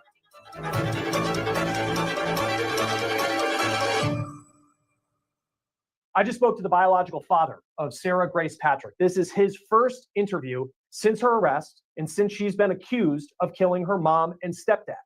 Daniel Patrick says his daughter lived with him in the months after her mom and stepdad were murdered inside their home in Carrollton, Georgia. Daniel used to be married to Kristen Brock. He says they divorced in 2019, and then she went on to marry James Brock, who became Sarah Grace Patrick's stepfather. On February 20th of this year, the Brocks were found dead inside their home. Their stepdaughter, Sarah Grace Patrick, called 911. She said that her 5-year-old half-sister found the Brocks dead in their bed and then alerted Sarah Grace, who called the authorities. For the days, weeks, and months after the murder, Sarah Grace Patrick was very public on TikTok. She mourned the loss of her mom and stepdad, and she also reached out to content creators to have them cover the story. Y'all, this is Sarah Grace, and she messaged me back on June 3rd and just said, search up Brock case. She also spoke at her mom and stepdad's funeral. Never take a hug or anyone or anything for granted, and love with all things happen to me like they did. And lastly, my take on not taking people for granted. I want to thank my family, also known as my cattle fam, my grandparents, my siblings, Judy, Johnny, Jaden, JoJo, Trey, Tristan, Ashley, and Jesse for helping me get through my worst nightmare. And last but not least, I want to thank Tasha, Bree, Nate, Layton, Kimberly Hayes, Kim Bowling, Katie, and most of all, my father, Angie, and Ben for making such a big difference. Jamie and Mama would have thanked y'all too. I love you guys, and so do I. And so do I. I'm sorry. Law enforcement and James Brock's family have told us that they found that speech to be scripted and inauthentic. And they also found. Let's go forward and find the part about the dad. First of all, and it really it broke my heart. And I was just scared for my daughter, not knowing what was going to happen next. Law enforcement had said that you had to take her to, I guess they had called, and then you brought her to the police station. And what was that whole process like for you, and how it all went down? So the whole process was the day before they brought us in for a witness impact statement is what they were saying. And they were supposed to give property back. When we went in there to allow my daughter to talk, they interrogated her, and we were there for maybe 4 hours or so. And my daughter told them everything that they wanted to know multiple times. At the end of it, they started throwing pictures of her parents at us, her stepdad and her mom, deceased with gunshot wounds. And we stopped. As a father, she was considered a minor at the time. So I stopped the interview and told them that we were not going to talk no more. And they let us go. I asked them if they were arresting her, and they said no. And about 2 hours later, I guess it was, I received a call from them saying that I have to turn her in by 10 o'clock in the morning, or else they would send out the U.S. Marshals. So I talked to my daughter. She was actually headed back to Alabama to be with one of her friends. And I talked to her, and the lady that lives with me that I'm renting from, she went straight to Alabama and picked my daughter up, and we spent the night together. And then 10 o'clock in the morning, we complied. We didn't turn her in, but we came in and we did what they asked. Before we get back to the story, we need to take a break and bring you a law and crime legal alert. If you received a Depo-Provera birth control, if they say they have a mountain of evidence, that folder was pretty thin. That's all I will say. So they showed us a little bit of stuff, but I, without attorneys around, I don't really want to speak of that evidence. So, but the evidence that they did show us did not add up at all. Going back to, and I know. So the dad is saying that the mountain of evidence that they have, it's very thin. He doesn't really believe it. Let's pop back over here and see what the people who think she's guilty are saying. Let's get some more insight here to help us answer that question. Psychotherapist, CEO, Life Counseling Solutions, Dr. Jane. Wait a minute. About this and what we have now, these circumstantial, did she cry? She said she was sorry. I can't tell you the number of times that I saw grieving or being at eulogies of grieving parents. Very typical for women, especially when they show emotions, you apologize. It's a woman's thing. We're told to say, if we want to break into a conversation, don't we all, a lot of people say, I'm sorry to interrupt, or sorry, I don't mean to interrupt. Or when you show emotions, I do it. When I show emotions, I'm like, sorry, I don't mean to cry, sorry. So I don't know about saying sorry. And they sometimes were laughing. So I don't think we should use this as a metric to prove beyond a reasonable doubt. So I think there's a lot that the law enforcement is withholding. I don't know why they're not giving their theory, but there's not an alternate theory either. So the grandfather's as good as anyone else so far in this case, his opinion. Absolutely. Now, Sarah Patrick's father, right? Daniel Patrick spoke with Newsweek about the charges, and he responded to the backlash that she's getting on social media. Let's take a listen. I know 100% in my heart that Sarah's innocent. She's a typical 17-year-old that lived like a teenager, and she would never do this. As a father, this has been one of the most hurtful things in my life. I'm sorry, but it's just hard. Okay. We're going to put a pin in that one and then pop it over to here, because it is strange that the grandfather and the father are sticking up for her, but at her hearing, nobody was there. It was Thanksgiving of 1998 when Norma Patton said goodbye to her daughter, Melissa, on the phone and told her that That's not the right one. Hold on a second. Is it the right one?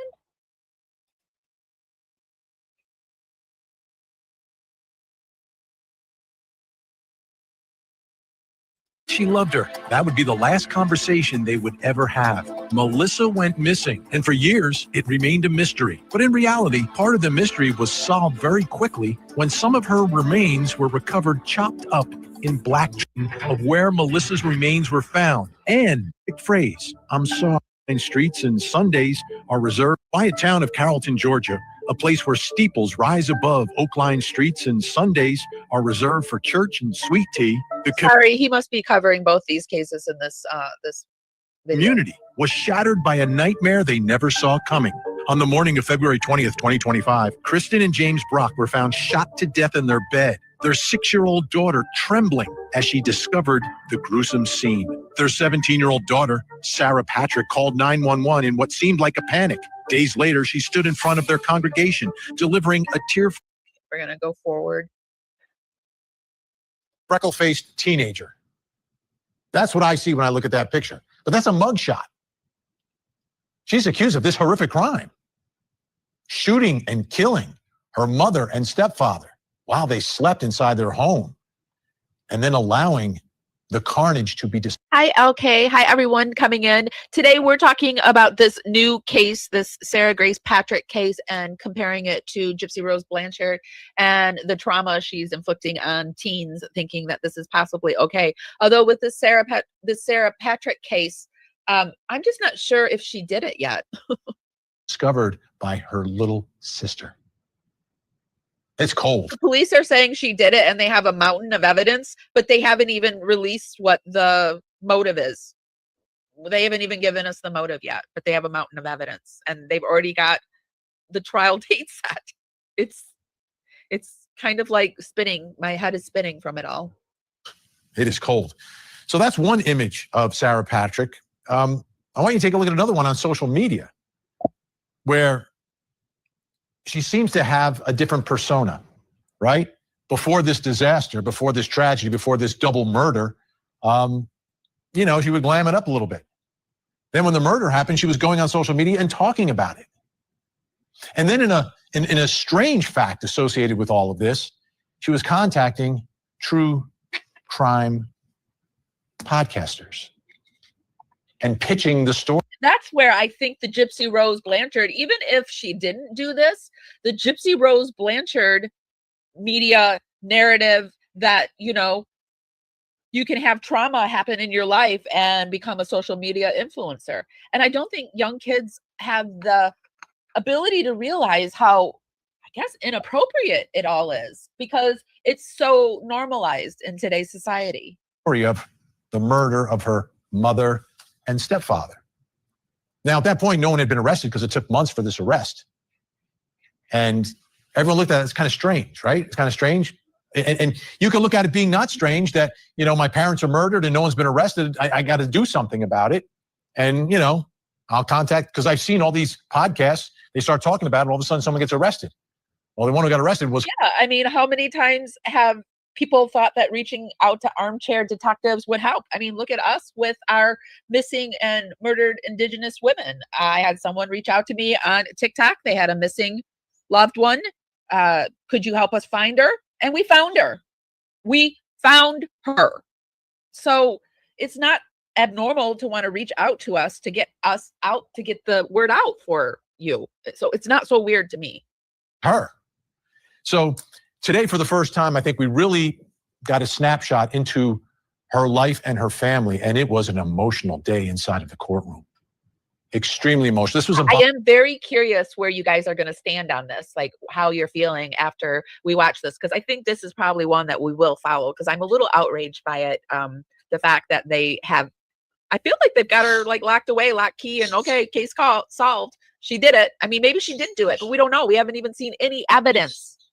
And they haven't even released a motive. Bond hearing. her and her attorneys trying to get her released. Little things that, she gave a weird eulogy and she reached out to TikTok creators Before the trial, trying to get her out of jail. And it was really broken down into two opposing factions. It's one family, but there's part of the family that's more aligned with her stepfather, and then there's a part of the family that's more aligned with her. So I want to begin by taking a listen first to the stepfather's sister who spoke today and spoke about Sarah Patrick and spoke about what happened to this family and spoke about the danger. You like that he's now calling her the stepfather's sister, because in the very beginning they were like, the aunt's speaking out against her, and that sounds so much worse than the stepfather's sister. That she believes would exist if this teenaged accused killer would get out on bond. Take a listen. I not only lost my brother, but also my sister-in-law in the most horrific way imaginable.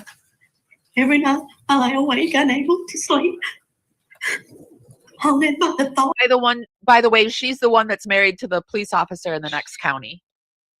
Of what my brother Jamie and Kristen have experienced in those final moments. With the possibility that they were awake when the defendant entered their room with a gun. And I imagine their terror in their final breath. The defendant is charged with the brutal murders of my brother, Jamie, and my sister-in-law while they were lying in their bed. Shot multiple times, including both shot in the head. My 5-year-old niece was then woke up to find their parents lifeless. The trauma this innocent child will carry for the rest of her life is unfathomable. And what makes this even more heartbreaking is that her sister loved the defendant. She looked up to her, and for reasons I will never understand, the defendant caused such imaginable pain. And I'm so thankful that his life was spared. With all of this in mind, I am deeply concerned about safety should the defendant be released on bond. I ask you, please consider the following factors when deciding whether to grant a bond. My first concern is flight risk. The defendant has financial resources provided by the immediate family, which would enable her to a flight risk, a teenager, okay. Flee. Her family maintains that she is innocent, and given her manipulative behavior, I believe she may attempt to flee. Second concern is witness intimidation. The defendant has shown a pattern of intimidation towards family members and others with knowledge of the crime. I fear that if she's released, she will continue this behavior to silence anyone who could testify against her. My third concern is evidence. The brutality of these murders is not in dispute. My family and I have seen the death certificates, and although we are not aware of exactly how many shots were fired, we do know that there were multiple gunshots to both Jamie and Kristen.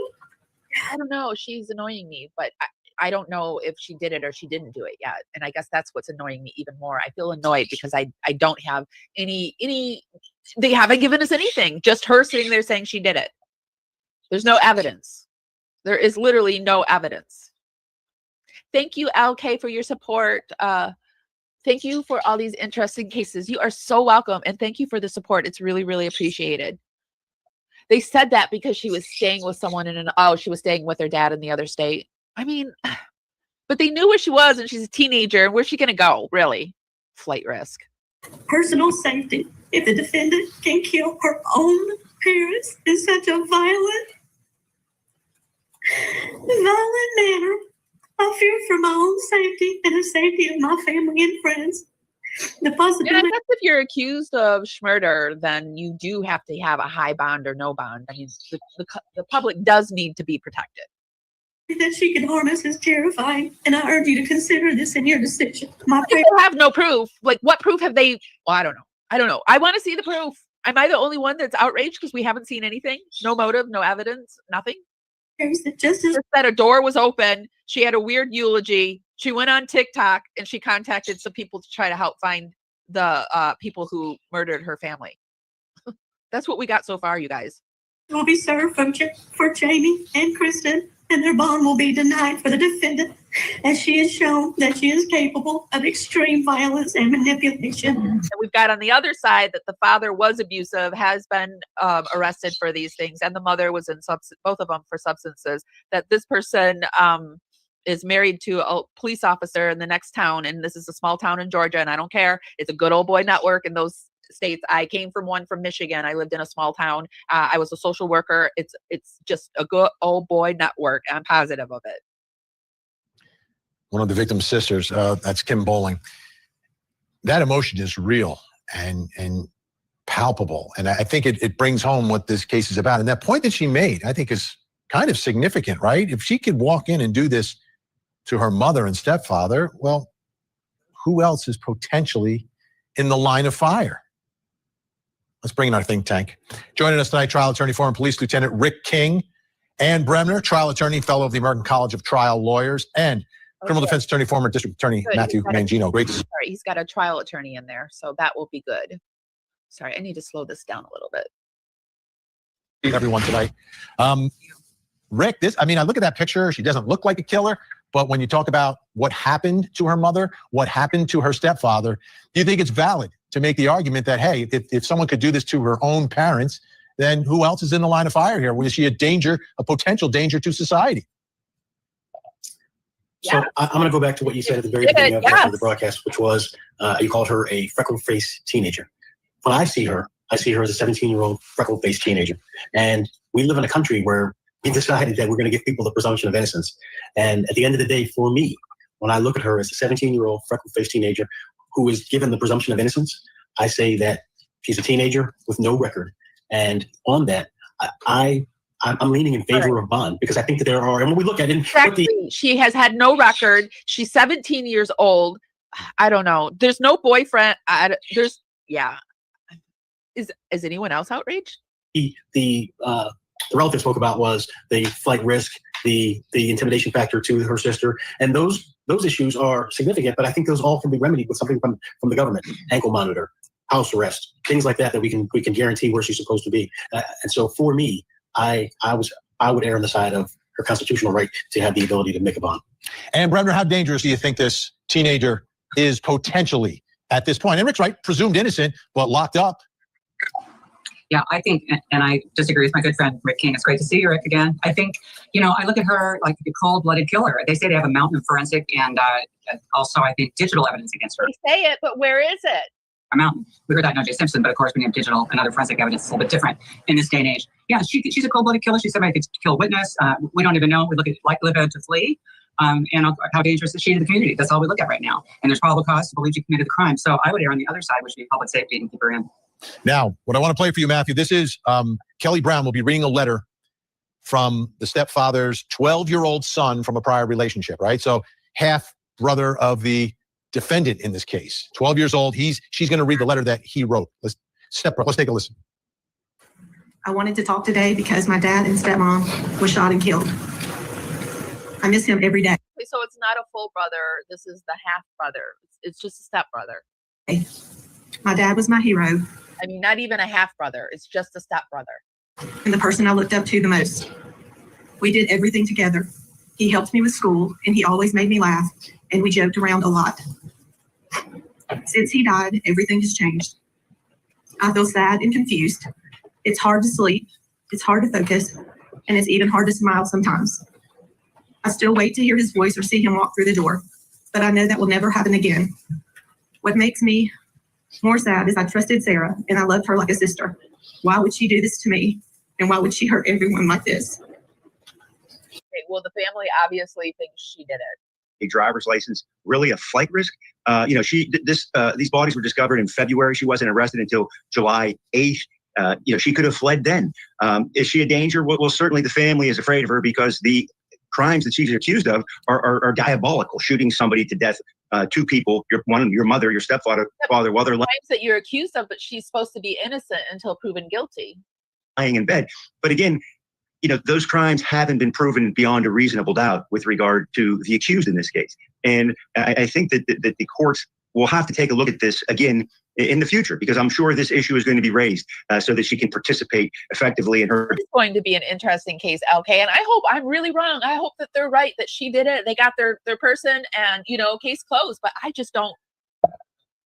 Our system is very flawed, and they said it couldn't be anybody else but her. Well, how do they know that? How do they know it couldn't? Show us, but I guess maybe they have to wait to show us the evidence. I don't know. Defense, and that's difficult to do while you're isolated in adult prison when you're 17 years old. Let's take a listen to Tristan Brock, who is the stepfather's son, and this was powerful as well, and addressed some of the issues that Matthew was talking about. Your Honor, it feels like I'm living a nightmare. I'm depressed. I struggle to sleep. I can't even walk through my own living room without seeing his urn and be reminded of everything all over again. I miss my father deeply. I wish I could see him again. I wish he could have met his grandson. And above all, I wish I could just hear his voice one more time. But instead now, what I have is an urn that represents memories we made and the countless memories that will never be. I believe the defendant poses a serious flight risk. Her family has significant financial resources and a wide support network, both of which could easily be used to help her evade law enforcement if she were released. These are not. His daughter, Wendy Adelson, has testified for prosecutors. She didn't just show up on Sunday. She came during the week as well, asked questions, served, invited others. Patrick. None of them are family members. None of them. You've got a pastor of a church. He's been some of the big pieces of evidence that they have. Sometimes you get a preview of the alleged motive. We really think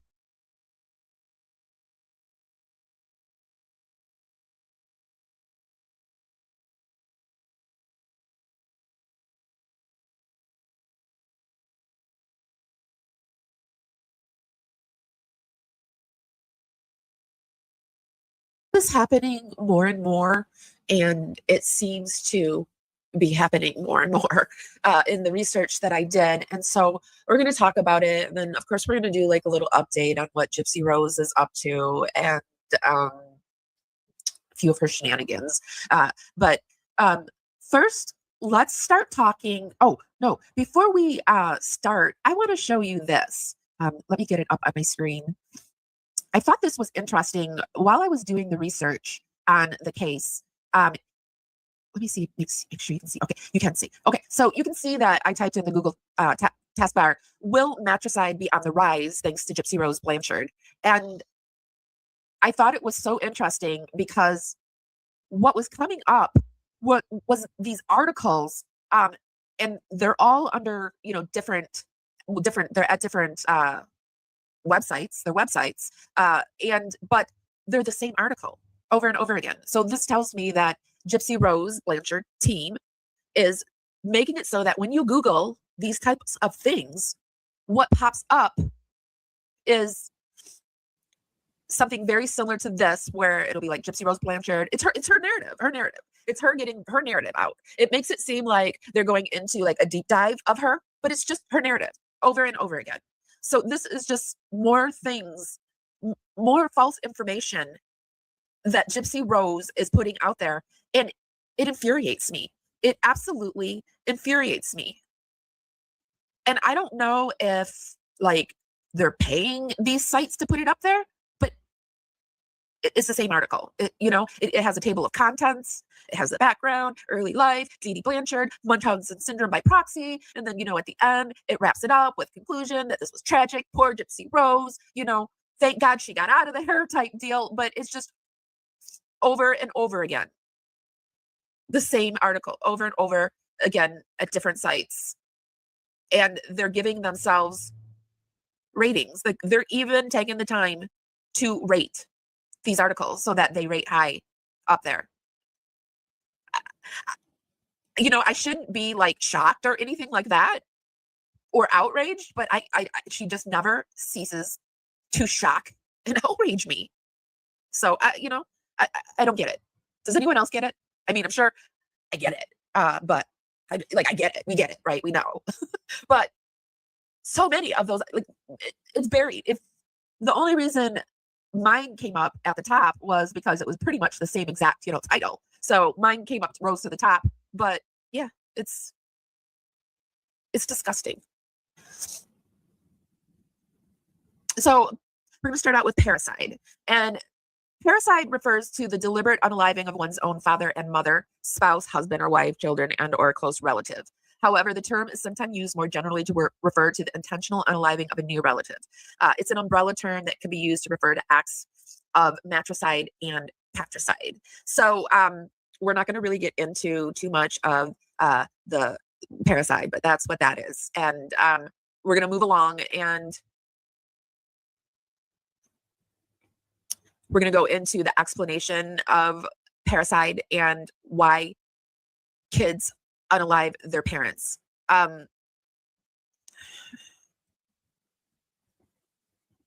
Parricide is defined as the unaliving of a parent, mother, father, or a relative. Guys, also, I will often not read everything and or not show you everything or speed it up or talk over it or something like that. I do that for fair play use, but I always put everything we view during our lives in the description. So if you ever want to go read anything in its entirety or watch anything, it'll be down there. I like to cite my sources, and I also like to, it's for the other creators. I know I don't need to do all of it, but I think it's the right thing to do. And so I do it. It's a lot of work actually afterwards. Well, not a lot, but you know what I mean? But I think it's important. And so you can always find everything in the description for my shows. Some people confuse parricide with patricide, but the latter term refers only to the unaliving of one's father. Additionally, matricide refers to unaliving one's mother, fratricide refers to unaliving one's brother, and sororicide refers to unaliving one's sister. According to a 2019 study, parricide is the rarest type of murder. The FBI said in 2017 that parricide accounts for about 2% of all, I don't know if I'm going to get nailed for saying homicide, but homicide cases. In 2017, there were a total of 15,129 murder victims in the United States. Among those victims, 169 were mothers and 186 were fathers who were unalived by their children. Parricide is also predominantly committed by adult, middle-class, white males without any history of prior criminal acts. I think this is important to note because it's predominantly committed by adult, middle-class, white males without any history of prior criminal acts. But tonight, I'm going to share with you, I think we've got 4 teens that did it recently. So maybe that's changing. And again, like I said, we don't have the data yet. We can only go by what we're seeing. And additionally, parricide offenders are usually younger than the age of 30, but over the age of 18. And there is usually some history of mental illness. However, adolescent parent unalivers usually do not have a history of mental illness. Let me say that again. However, adolescent parent unalivers usually do not have a history of mental illness. And this is what Gypsy Rose is. She committed matricide. It's not that Dee Dee Blanchard had Munchausen syndrome by proxy. It's that Gypsy Rose Blanchard committed matricide. I wonder how hard she's going to try to get this video shut down. We should maybe do a poll. Actually, you know what? I'm not going to speak that negativity onto this. My show is completely on the up and up, and nothing will happen. Motivation for parricide among adolescents is typically long-term abuse by parents. Also, I feel that Dee Dee Blanchard did abuse Gypsy Rose long-term. Sleeping with your daughter in the same bed, for years on end, is abuse. Shaving your daughter's head at a crucial age in her life to get trips and whatnot is abuse. So, but I always say not unaliving abuse. Also, difficult relationships between parents and the offender are common precursor of parricide. A study in 2008 showed that daughters are more likely than sons to murder biological mothers and stepfathers. There are 3 types of parricide offenders: severely abused, mentally ill, and dangerously antisocial. Dangerously antisocial individuals also unalive their parents because they see them as an obstacle to a goal or desire. Some of the most famous parricide cases in history include Lizzie Borden, Charles Whitman, Ronald DeFeo, Lyle and Eric Menendez, Sarah Johnson, Stacy Leonard, and Gypsy Rose Blanchard. Let me see what you guys are saying. Let me hop down into chat really quick. Hi, Andrea. Well, then she's got a lot more to try to take down. Everyone is coming for her in full force tonight. Maybe Gypsy wanted to sleep with Dee Dee. Perhaps. I think if you asked her, and I don't think she would say she did, but maybe. Yes. Thank you, Giselle. Please make sure to give this live a thumbs up and check to see if you're subscribed. If you're not, just subscribe. It won't hurt you. And if you don't like me, you can always unsubscribe. It's that easy. It's a click of the button. Love you, little sis, at Chris, Jetica, and Anna. Malingering. Yes, malingering happened as well. Oh, you already got your Z crown, Giselle. That was fast. Okay, let's move on to our next one. And we're going to look at patricide, or paternal. I'm not going to say the HOMICIDE word because I just have a feeling that that is not allowed on YouTube, but I don't know for sure if it is or it isn't. It just feels like it's not going to be. Is the act of unaliving one's own father. The word patricide derives from the Latin word pater, father, and the suffix cutter or unaliver. Patricide is a subform of parricide, which is defined as an act of unaliving a close relative. In many cultures and religions, patricide was considered one of the worst sins. For example, according to Cicero in the Roman Republic, it was the only crime for which the civilian could be sentenced to unaliving. So now we have patricide, and okay, I just want to make sure. Here is something from The Guardian. You had better be careful in your bed tonight. Shock rises in woman unalived by their sons. Violence by children against parents and grandparents is Britain's hidden abuse, often misunderstood or ignored until too late. Pioneering research aims to bring it into the opening. Jan, 51, has 6 children. They range from a 7-year-old who is autistic to the 2 eldest, a girl and a boy of 19. 5 years ago, the 19-year-old began to be extremely verbally and physically aggressive towards his mother. Periodically, he would punch me, and he has stolen money from me. He's grabbed me around the neck. He's held a knife to me and said, "I'd like to end you." He calls me scum. None of it normal in our family. Over the past year, the 14-year-old has begun copying her brother after their mother threatened to inform the public when she started engaging in potentially criminal behavior. She said she doesn't trust me anymore. The girl refuses to have counseling or see social workers, while Jane, who is on antidepressants, feels so threatened that she retreats to her bedroom to avoid the attacks. I used to have rules and regulations in the house. Now it's chaos. As a parent, I don't want to have my children arrested. Social services doesn't want to hear or see anything about child-to-parent violence. It's taboo. I'm told it's my fault, but what if I end up in the hospital or dead? My children have to live with that for the rest of their lives. Child-to-parent and grandparents violence is a gendered crime. Victims are more likely to be female and the perpetrators male. Some research have been conducted on violence and abuse inflicted mainly by sons aged under 18, but assaults, coercive control, and unalivings by older children is an area that is scandalously under investigated. The red flags that warn risk is escalating are too often disregarded by police, social workers, and GPS. I mean, if you could think about back at Gypsy Rose, I mean, there were definite warning signs. I mean, the fact that Dee Dee all of a sudden got shot by a BB gun at Walmart, and Walmart has closed circuit surveillance, and it just seems like, yeah. So, I mean, there's red flags in the Gypsy Rose story. I mean, what am I saying? There's bums. There's bums in the Gypsy Rose story. In one case of matricide, the son's medical note said no female member or of staff should. Hold on a second, I got a cough. Sorry, yeah, it's all the crying. It's making me a little bit stuffy. Sorry about that. The son's medical note said no female member of staff should be alone with him because he was known to be dangerous to women. Nobody questioned whether he should be living at home with his mother. Support is so minimal, one professional describes it as a lolly stick moving an iceberg. The female census, co-founded by Claire Callahan and Karen Ingela Smith, records the unaliving of every woman unalived by a man in England and Wales. The number of women unalived by sons has shown a steady and alarming rise since 2016, after decades of remaining stable. And isn't that interesting? After 2016, when was the Gypsy Rose unaliving? Was it 2015? So it's 2015. And I just think that it's sending a direct message that this is okay. In fact, this is good. You can become a millionaire, just like Gypsy Rose Blanchard. She's wanting to be a influencer. What is she going to influence on how to plot and plan all of this? I lost my place. The number of women unalived by sons has shown a steady and alarming rise after decades of remaining stable. 2016, there's a rise. The number of grandmothers unalived by grandsons has also risen. While younger women are more. Is everything okay? Stable. After decades of remaining stable. Hold on. I just want to make sure everything's okay. I think I got a text. Okay. I don't know what's happening. Okay. While the number of grandmothers unalived by grandsons has also risen, while younger women are more at risk of being unalived by a partner or ex-partner, it is women in the 60s and older who are at risk from their older sons and grandsons. In the census's 10-year report, 2009 to 2018, 109% of the total of 1,435 women unalived by men were, this is in the UK, by men were mothers unalived by sons, while 11 grandmothers were unalived by grandsons over the decade. So we can tell that it's going up. In the latest femicide census status shared exclusively with the Observer, they're campaigning to end this femicide.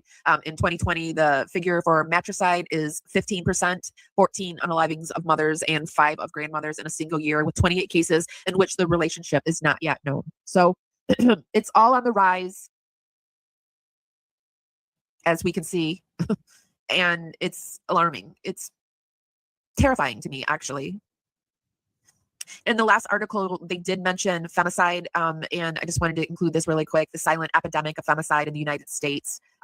Last summer, New Yorkers were rattled by the devastating senseless unaliving of Aziza Johnson, a 20-year-old victim of domestic violence who was pew-pewed while walking her 3-month-old baby on the Upper East Side.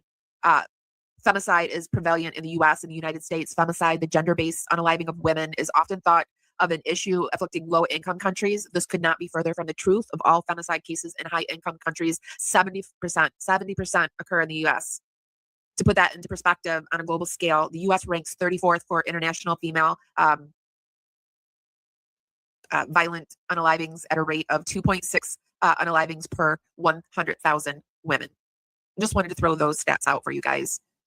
If you think, and by guys, I don't mean guys, I mean like everybody. I have this thing where I say guys, and I had somebody say to me that I shouldn't say guys anymore because what kind of feminist am I if I address everybody as guys? But, you know, it's hard. Like, it's my whole thing. I say, hi, guys. Hi, guys. Welcome to Pair Woman Radio. I'm Amy. So how do you stop saying hi, guys? And why do I really have to? Do I really have to cut that word out too? I don't want to.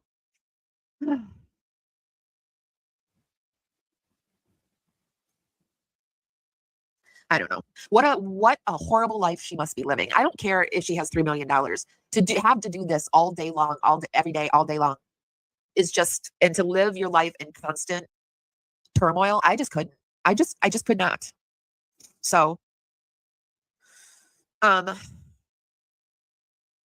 okay. So let's get back. Let's go and move on to matricide, the star of the show. The matricider herself. Is matricider a word? I don't even know, but I'm going to start calling Gypsy Rose the queen of matriciders, because she is. She earned that crown. She is Queen Matricide. So let me make sure you're seeing what I'm seeing. You are. Okay, so matricide or maternal unaliving someone is the act of unaliving one's own mother. So I've said it over and over again. So we've gone into what matricide is, and I think you're pretty aware what it is, the act of unaliving one's own mother, but the psychology behind it. And after I finish up with this one, we're going to go into the cases that we're going to talk about tonight. I also wanted to do a little poll. I am really considering talking about the Soto case because it's in Florida. And I'm in Florida, and I like to cover Florida cases. Do I have a lot of people that are following Maddie Jennifer Soto case? I have to be honest, I haven't been watching it fully, and I would be really new to it. So it would be somebody with fresh eyes coming onto it, looking at it. And I just want to know if it's anything you guys would be interested in, because if you're not, then I don't want to like do that. But I'm going to throw up a quick poll, and then I will let you know. I always forget to check my polls at the end of the live. So if you guys think about it and I haven't checked it, will you remind me? Can you guys be my little reminders? Because I forget to do my polls at the end of it. So, okay. So getting back to here, the psychology behind matricide. Matricide is the unaliving of a mother by her biological child. It is one of the rarest of reported murders, and it is noted in R. Canesty, R. Roca, R. Candela, and F. Carabelsi's matricide by mentally disordered sons gaining a criminological. That's a new criminological. That's a new word for me. I would have said gaining a criminological. Yeah, that's right. Understanding beyond mental illness, descriptive study. Has always been considered one of the most abhorrent crimes, and I agree. The matricidal theme has its roots in Greek mythology. According to Greek mythology, Prince Orestes avenged the mother of his father, King Agamemnon I'm not going to say that word, by unaliving his own mother, Clemistra. You know what? I am so bad with words. I'm sorry, I butchered that. The Roman Emperor Nero, who ruled Rome between 55 AD and 68 AD, or is it AD 55 and AD 68, ordered the murder of his mother, Julia Augusta Agrippa. I know that word from Rome, watching Rome.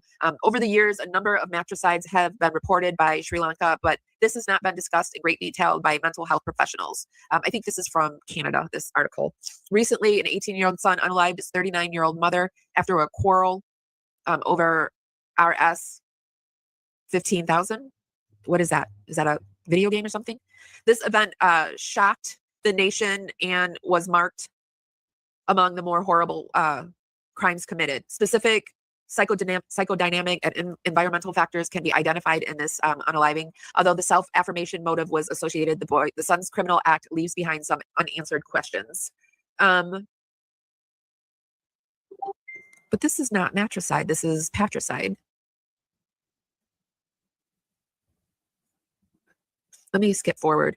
Some view matricide as a crime against nature. D.G. Dutton and S. Yamini, adolescent parricide and integration of the social. Oh, I might want to read this. Adolescent parricide, interrogation of the social cognitive theory and clinical views of projective, introjective, unconscious defense mechanism in which one incorporates characteristics of another person or object into one's own psyche. Oh gosh, I feel like I'm back in psychology and cycling. Stated that case histories of parricide by adolescents frequently reveal a history of abuse on the part of the victim and acute depression and ideation of unaliving themselves by the adolescent. There are a number of theories such as the psychoanalytic theory, the family systems theory, and the cognitive behaviorism, which explains matricide.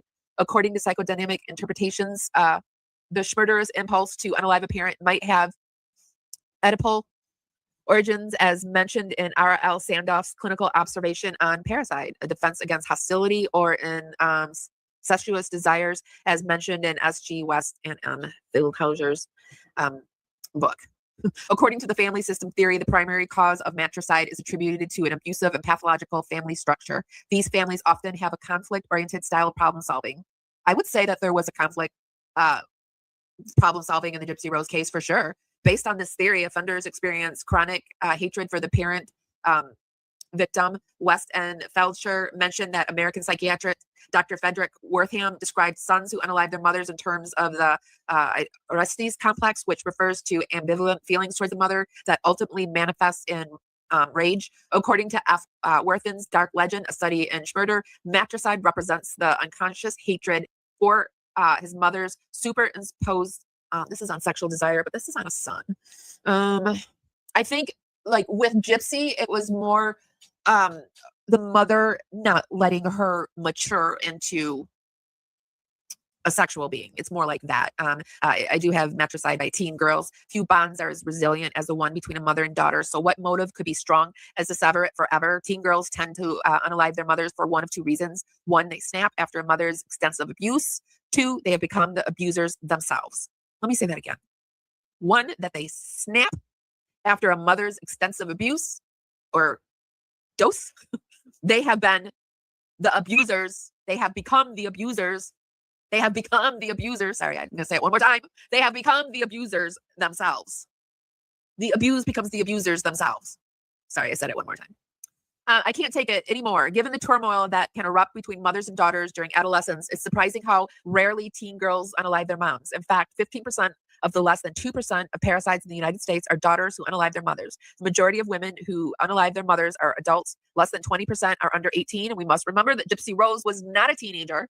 The reason why I'm looking at teens, because I feel like she has the greatest potential to influence teens, because Gypsy Rose was getting to be a middle-aged adult. 25, sorry, a middle-aged 20-year-old. How about that? A middle-aged 20-year-old Gypsy Rose was becoming. Let me find. The majority of women who unalive their mothers are adults. Less than 20% are under 18, although interestingly, more than 50% of the matricides reported in the media involve teenage schmurders. Those who do are typically between 14 and 17, and almost half have an accomplice, usually a boyfriend or a friend who sees him or himself as a rescuer. Now, we know that Gypsy Rose fancied her, that she acted more like a teenager, and she fancied herself as a child/teen. And she obtained Nicholas Godejohn and brought him in as her rescuer, made him think he was her rescuer.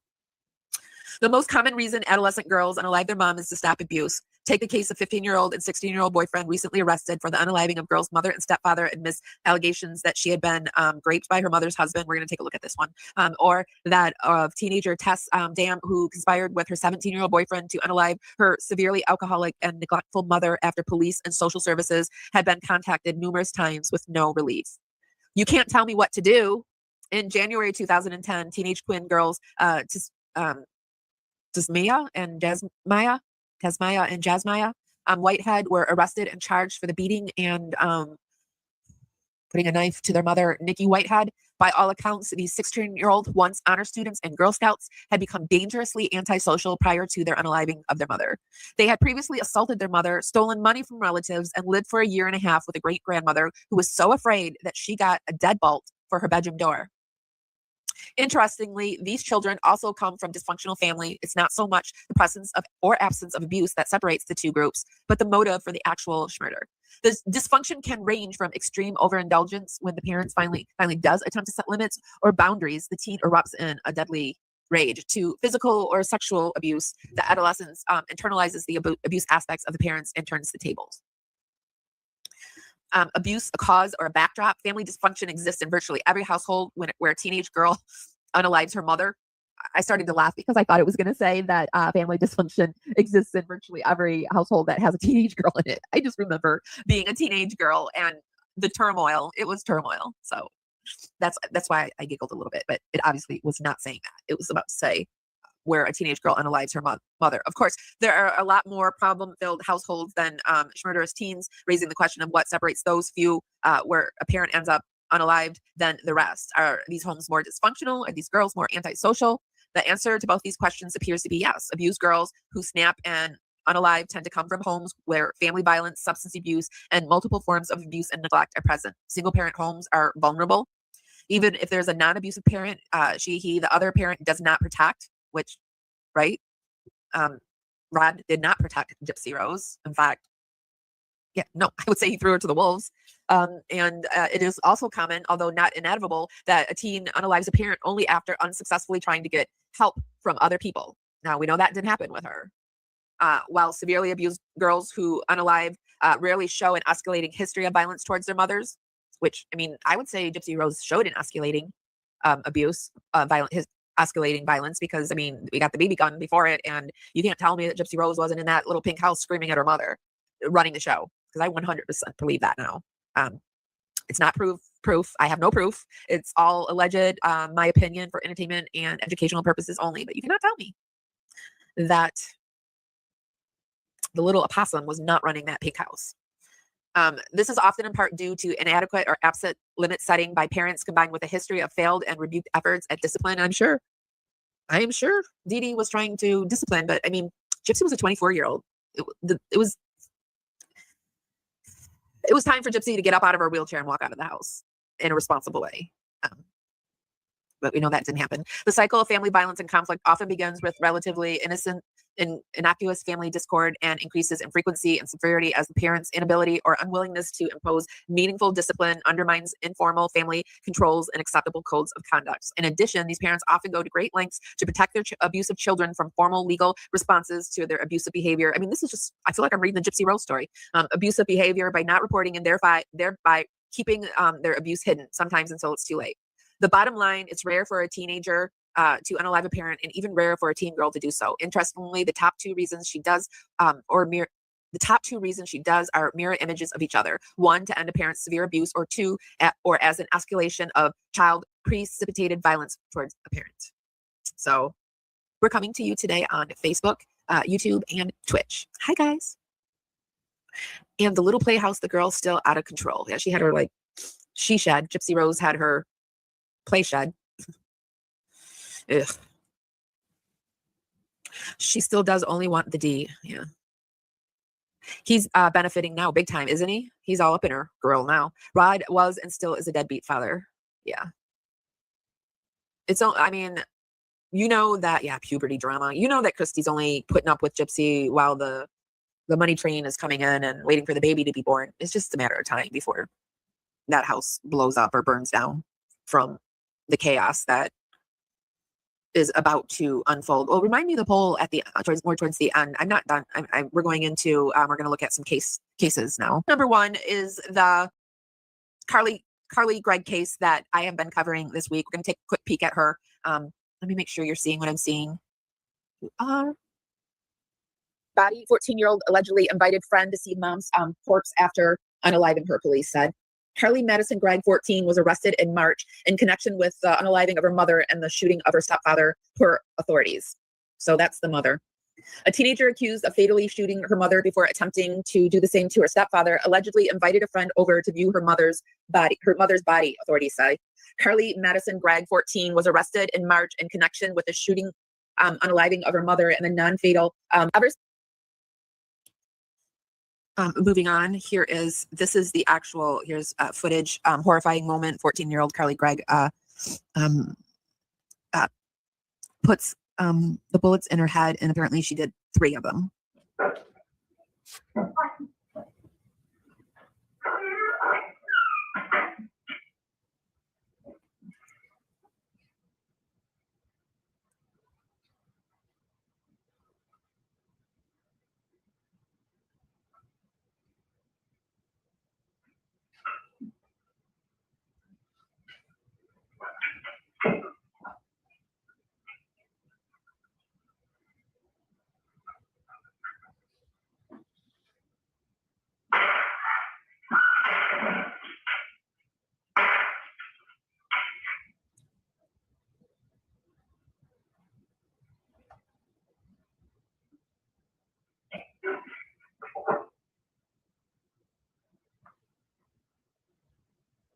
And she starts texting, and she's texting her friend, asking her friend if he wants to come over. Especially if you have children, and I hate to say that, I truly do. I mean, we should feel safe in our own home. Our home should be our safe haven from the outside world, not from what's inside of it. Be sure to give this live a thumbs up. Helps me go out into the algorithm party out there. Bring more people back to the party. It's just a free way to help me.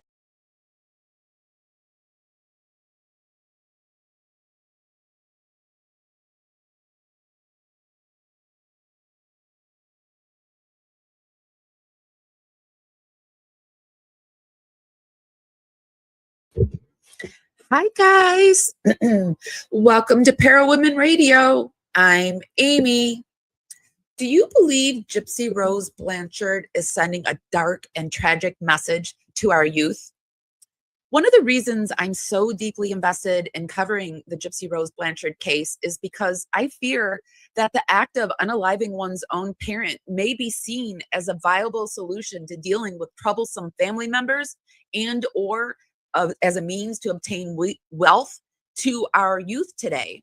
It may sound utterly absurd, but unfortunately, that is a concern that plagues my mind in today's society. Thanks, Gypsy Rose Blanchard. Tonight, let's explore the chilling story of Carly Gregg. At just 14 years old, Carly ended her mother's life and attempted to do the same to her stepfather. However, her stepfather managed to thwart her deadly plan through, well, I guess just by surviving. And so join me as we delve into the dark and twisted world of Carly Gregg and Gypsy Rose Blanchard on tonight's episode of Para Women Radio. The shocking truth behind these heinous acts will keep us might keep you up at night, especially if you have children. And I hate to say that, I truly do. I mean, we should feel safe in our own home. Our home should be our safe haven from the outside world, not from what's inside of it. While we wait for the rest of the power crew to arrive, I'm going to roll some credits. Special shout out to my replay crew and my dragonflies. I've missed you guys so much. Having a migraine, I decided, is for the birds. But then I thought, why do we say it's for the birds? It's more like for the mosquitoes. So having a migraine is for the mosquitoes. Welcome to Parawoman Radio. I'm Amy. Cavalier strumming his old guitar. Words rolling out into the fire. Never asked why my heart burned blue. Here in the haze where you inspire me. Here in the darkness I hear my cue. Time to find some solitude. Here where my soul bleeds openly,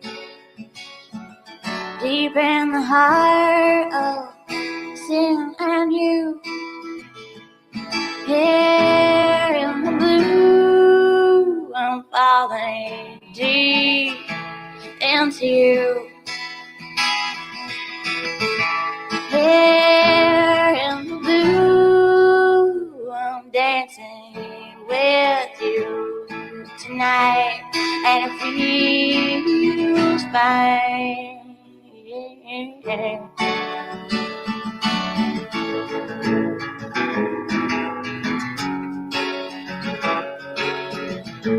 Cavalier strumming his old guitar again. Words rolling out into our fire.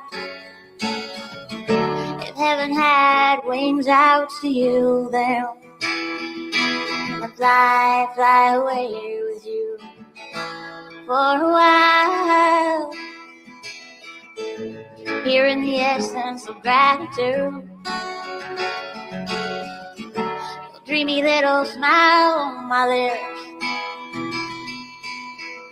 I miss my cue, but baby, I had you. Miss my cue, but I had you for that day. Here in the essence of gratitude, I'm back with my power crew on Wednesday night. How's everyone doing? Tonight we're coming to you on Facebook, on YouTube, and I decided to throw us over to Instagram. So hi, Instagram. I just said hi to you over on Instagram. I said hi to you over on Facebook. I typically hang out over on YouTube because that's what's pulled up on my screen, but I will try to she basically is. She's 14 years old. She might be 15 now. It happened in March, so I don't know. That's just a few months ago. So I think she's 14 or 15. And yeah, she looks like she's about 10. So let me get my screen together and we'll get right into this. Also, let's start that algorithm dance party where you just start warming up your finger and dancing it right up to the hearts and thumbs up button. Helps me dance out into the algorithm. Party out there, bring more people back to the party. It's just a free way to help my channel out, and it's really, really appreciated. And if you like my content, be sure to subscribe. Like I said, today we're on YouTube, Facebook, and Instagram, but we're also over on TikTok and X and all of those places. But these are the three platforms that I'm really trying to focus on: Instagram, YouTube, and Facebook. So yeah. All right, let me make sure you can see my screen. You can. Let me see if you guys, I want to pop over into chat real quick over on YouTube and see if you guys have heard of this case. I love the beginning of the song, Wes, the song name, and it is by Serena Matthews, and the song is Into the Blue.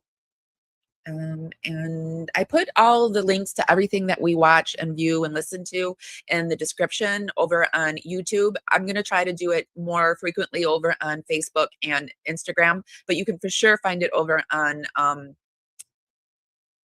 talking about too many places, Instagram, TikTok, they're all swimming in my head, but over on YouTube, I will have the links for everything. And Serena Matthews is one of the artists that I play quite frequently. So yeah, I love her. Hi, Giselle.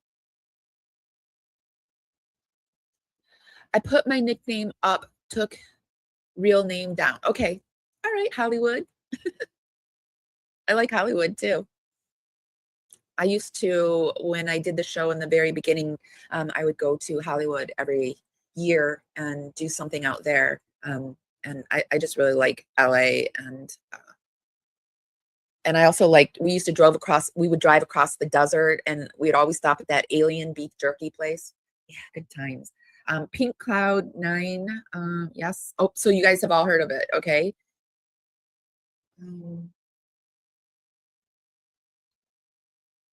Okay. Okay, good. So I'm glad you've heard of it.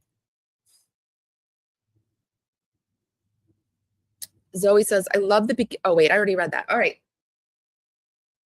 Here we go. So I like to do a little mix of blending reading and watching video. And like I said, everything that we view during this live, I will put down in the description over on YouTube. I usually stop and start things, or I read, or I talk over it, or I don't read everything in its entirety. This is for fair play use. And, but don't worry, I cite all my sources, and you can find them down in the description on YouTube. So People Magazine says, ever seen a DEAD body, 14-year-old? And we also have to do little word games that we play over on YouTube, because my video will get demonetized if I don't say certain things. I know it can get annoying, but it is what it is.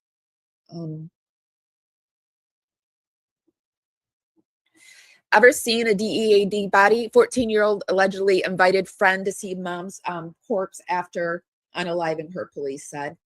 Carly Madison Gregg, 14, was arrested in March in connection with the unaliving of her mother and the shooting of her stepfather, per authorities. So that's the mother. A teenager accused of fatally shooting her mother before attempting to do the same to her stepfather allegedly invited a friend over to view her mother's body, authorities say. Carly Madison Gregg, 14, was arrested in March in connection with the shooting, unaliving of her mother and the non-fatal pew-pewing of her stepfather in their Mississippi home. Authorities said at the time the suspect was arrested on charges of murder and attempted murder, per police. The outlets reported at the time she had pleaded not guilty to the charges and is being tried as an adult. And we're going to go through kind of all of this. We're going to touch base on the various proceedings that she's had. Do we think it's right that she's being charged as an adult, etc.? In a hearing recorded and released by the blog Jackson Jambalaya on Tuesday, investigators spoke about the suspect's seemingly nonchalant behavior after allegedly shooting her mother, as captured in home security cameras. The footage from the camera show the minutes leading up to the unaliving. The suspect and her mother returned home, and after some time, the suspect is seen going into her mother's bedroom. Rankin County investigator Zachary Colton said at the hearing, then you hear a gunshot, a scream, followed by two more pew-pews, Colton said. One video shows the suspect returning to the kitchen where she is seen texting from a phone. Colton said, adding that their later investigation found the teen was allegedly messaging her stepfather asking when he would be home. In between the time she allegedly pew-pewed her mother and her stepfather, the suspect is seen allegedly singing to her dog, Cotton said. At one point, the suspect asked a friend to come over, saying it was an emergency, per Cotton. I think I was saying Colton, but I think it's Cotton.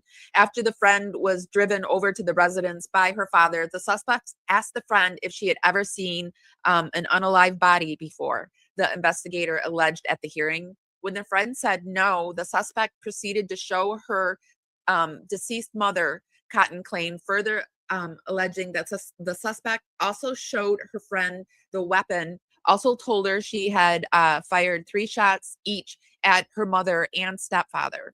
The stepfather told investigators that the suspect was armed and pew-pewed him in the shoulder upon his return home. Police say, according to the Clarion Ledger, the man claimed he was able to fight the pew pew away from her before she fled the scene across the backyard, the outlet reported, citing police. She was captured a short time later near the house, per WLBT. Smiley was identified as a math teacher at Northwest Rankin High School, where the suspect attended school. In obituaries, Smythe was honored as a gift in mathematics, technology, and the arts. So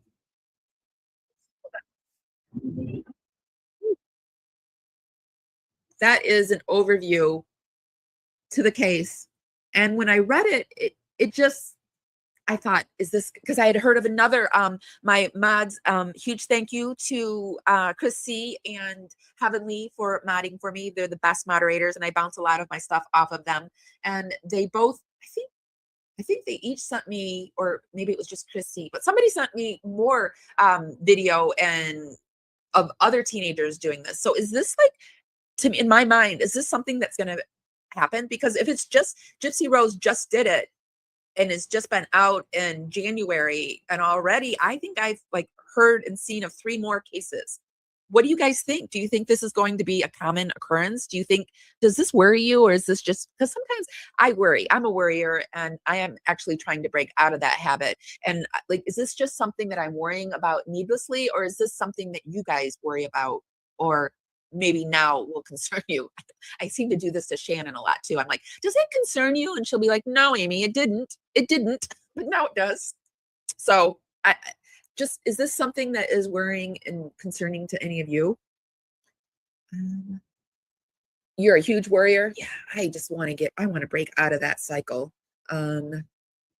Yes, before the Carly case, I worried. Okay, so this is a viable worry. When I was having my migraines also increased my anxiety, and so I had to have an emergency therapy session today. And she was like, we had to like go through, is this a viable worry? Because like I get these worries where I feel like they're premonitions, and I have to be like, is this a viable premonition? Like, is there something really happening, or is this because I'm having migraines? And then she posed this thought to me as like, are the migraines happening because of the premonition, or is the premonition feeling happening because of the migraines? I don't know. I guess we'll find out if something happens, right? But that's the thing about not knowing what's about to happen, is like, what's the point of like at least having some kind of knowing something's going to happen when you don't even know what it is? Like, you're just out there like with chicken running around like the sky's going to fall down, but I don't know how or why or the reason, or is it my migraine? I don't know, but I'm just trying to like, okay, so this is a viable reason to be worried. Okay. When you're a worrywart and you're trying to break out of being a worrywart, and you start worrying, it's like eating. You have to like eat to live, but do you have to worry to live? No, you don't have to worry to live, but you have to listen to your gut to live, and that can lead to worry, right? Woo! I have been out of the loop, not talking to people for too long. You can tell I've been talking to myself for a few days. Gypsy, I thought I heard it all about her. Yeah. And I thought we'd also, because I've been out of the Gypsy Rose loop too, I thought we'd get into a little bit about what's going on with Gypsy Rose too, because honestly, I don't even know what's happening in her world. I don't think too much is going on, is it? Because I feel like I would have maybe heard a little bit more. But let's get into it. So we're going to watch a little Vinnie Politan. We have Vinnie, and we have Christina Randall, and a few other creators that are covering this case that I thought we would pop in and look at, and then we'll go over to TikTok. So here we go. Make sure you're seeing what I'm seeing. You are.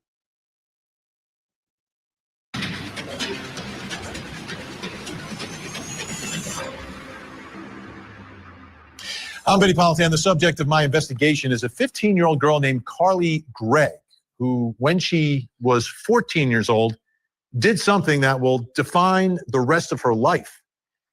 It wasn't something... Really quick, is anyone else having any problems with YouTube today? Because I'm getting messages. My mods are having problems getting their messages to go through. So if you think you're being ignored, you're not being ignored. People over on Instagram. So yeah. But I just don't... necessarily predictable. but it was something that was deadly. Here's her story. 14-year-old Carly Gregg was a really good student. In fact, she was Student of the Year at Northwest Rankin High School in Brandon, Mississippi. Carly's mom, Ashley Smiley, was a teacher at the school. For most moms, this would be an ideal situation, being close to your child who is excelling in school. But inside their home and inside the mind of Carly Gregg, everything wasn't okay. She was battling serious issues that seemingly manifested themselves one day inside the home. Carly allegedly went to her mother's bedroom armed with a gun. She discharged that weapon 3 times, taking the life of Actually do. Thank you for asking. I usually have a little banner that goes across the bottom of the screen, but yes, we have Cash App.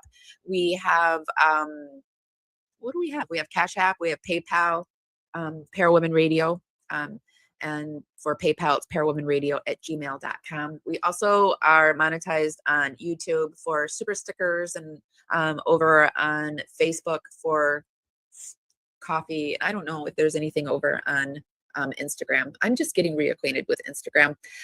Serena Matthews, the person that I play a lot of her music, she was telling me that she hangs out over on Instagram Threads quite a bit and that she really likes it.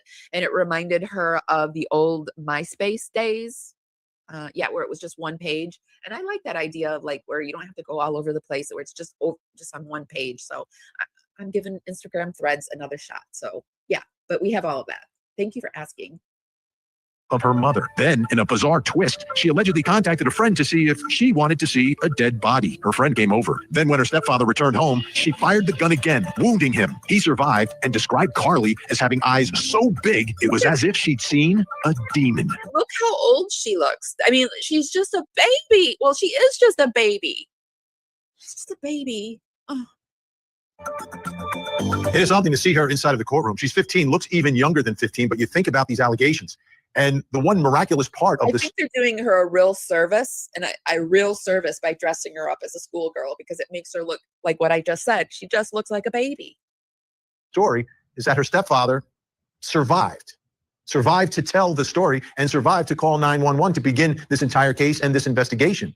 I want you to take a listen to some testimony from investigator Zachary Cotton here, talking about the stepfather and what he did. Let's take a listen. I love that. Our dispatcher received it. You just said that, because I was actually thinking, like, what good is coming from, because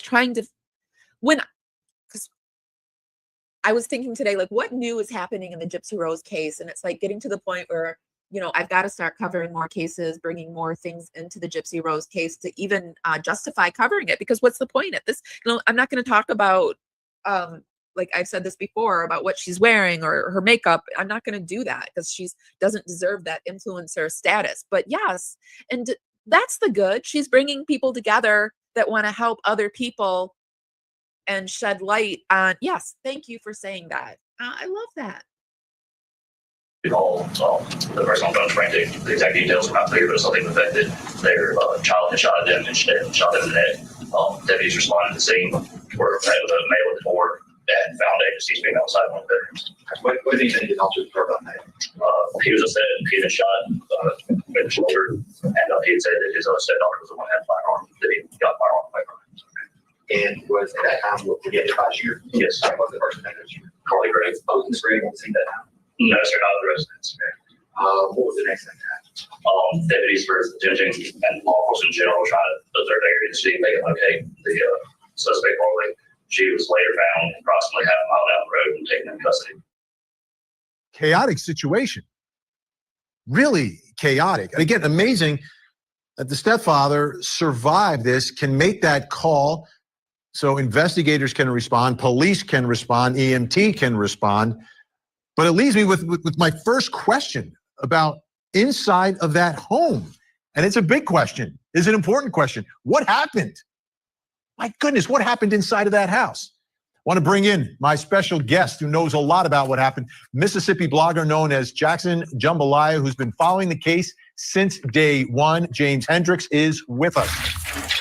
All right, James, thanks so much for being here. Really do appreciate it. Let me start with that question about what happened here. Thank you. Take us back, because you've been to all the hearings. You've been covering this in depth. Inside the home that day, take us, what's happening before the gun is first fired? Well, the investigator testified at her preliminary hearing that they came home from school. Daughter takes out the dogs in the mother went to her daughter's bedroom and removed some objects. Now, I've heard different things of what those could be, her cell phone, a vape pen, whatever, who knows. So, but she removed some objects. Daughter comes in, Carly does, and sees her mom removing with these objects in her hand. She goes into her mom's room, retrieves a firearm, think it was a .38 pistol and revolver, and comes back and shoots her 3 times, 2 in the face, 1 in the chin. And then she texts her father, as you know, and says, hey, when are you coming home? And then she calls a friend of hers, hey, I need you to come over here. And so her friend, oddly enough, was not old enough to drive, so her father brought her over. Her father stays in the car. Her friend comes in, and she just nonchalantly shows off her mother's corpse to her friend. Like, look what I've done. Is there any known history, or do we? It seems very all of a sudden, right? But was there tension in the home? Were there issues? Were there other calls? Anything like that? That's become not that I know of. The police had not been out to their house before. She was, by all accounts, a good student at school. I mean, she had her friends. She was being a teenager. Very, very smart, obviously. 30 on the ACT when she was 13 years old, skipped a grade. Her mother was a very popular math teacher at Northwest Rankin. So this, I mean, we don't know what's going on behind closed doors, but this caught everybody by surprise. Of course, after she's murdered, then we start finding out, okay, she's been on these psychiatric drugs. I think it is really strange that the friend came over and then like just left and didn't say anything. That's a little weird. According to her defense lawyers, for quite some time, they switched her to left days before the murder took place. So, you know, right now we're just speculating. And how about the family situation? Now it's a stepfather, right? So mom got remarried. Is her father in the picture at all? Have we heard anything about that? From what I can tell, he's not involved in the picture. In fact, I looked at the court records in another county last week where they divorced, and the mother and father are still slugging it out in court. She had filed some motion to modify whatever. I forget what the pleading was or judgment was, but she files a motion all the way up until her death. They were still fighting it out in court. Meaner Demons, are you talking about Carly or Gypsy living close to you? Are you in Mississippi? And then apparently she had filed a case against him in justice court. That's your misdemeanors, your small claims courts in Mississippi. And so she filed something over there in Warren County, which is Vicksburg. And so there was stuff going on there. I just haven't had a chance to get over there and dig up the records and look at them. But there was obviously the two parents did not get along.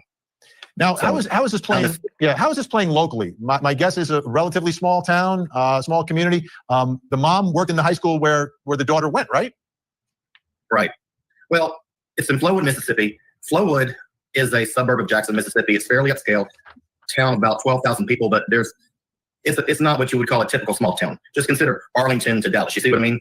So, but it blew everybody away. I mean, Jackson is next door, and it's had the highest murder rate in the country for like the last 2 or 3 years. And so you're always hearing about murders and homicides, and unfortunately, too many of them are teens committing murders. And I'm talking 13, 14, 15. But so when you hear about it in a poverty-stricken area, okay, let's be honest, everybody kind of has gotten to where they're used to hearing it all the time. They don't get as outraged. But when you hear about something like this, a kid so gifted, a mother who's a popular teacher, and then all of a sudden the kid just snaps and just kills her. It didn't just kill her. She's showing her off to her friends, and then she's going to lay in wait to kill her stepfather too. Wow. And my theory on that, why it didn't work, is because she's using a 38. That's probably a 12-pound trigger pull, which, as you know, is a lot. That's pretty strong. And a small girl like that probably was going to have problems with it. Thank goodness for the stepfather.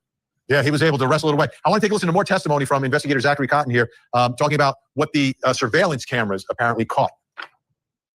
There's an exterior camera. It's in the garage. Shows Carly and her mother actually right home. There's another camera that's located in the kitchen. The kitchen camera shows that as they walk into the residence, that at some point Ashley goes into Carly's bedroom. Carly goes outside with the dogs. Eventually, Carly comes back in after Ashley's taking some items out of Carly's room. Carly walks back in, notices her mother is in the bedroom, and then proceeds to walk in the direction where Ashley and Dean's bedroom is. You see her come back into view of the camera. She has her hands concealed behind her back out of view of the camera. She looks in the kitchen and then proceeds to walk into her bedroom, and then you hear a gunshot, a scream, followed by 2 more gunshots. Carly proceeds to return to the kitchen, concealing her hands behind her back.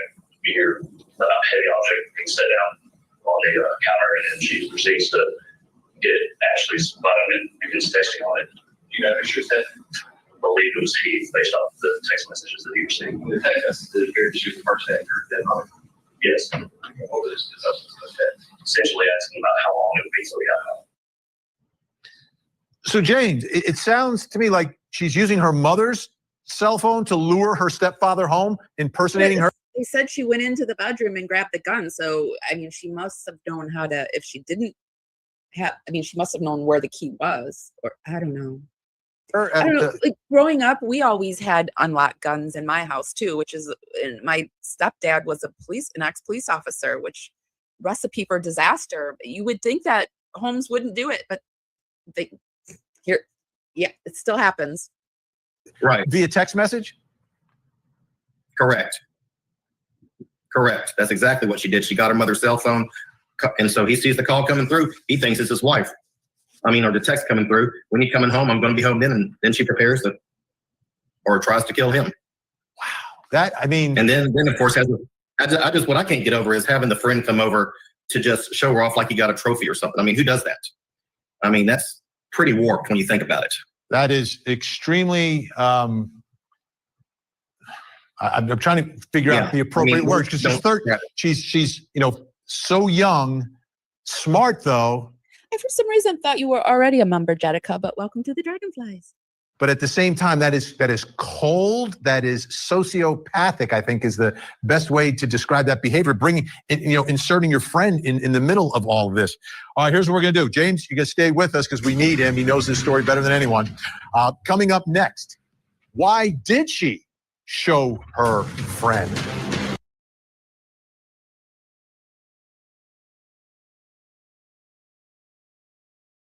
Guys, welcome to Para Women Radio. I'm Amy.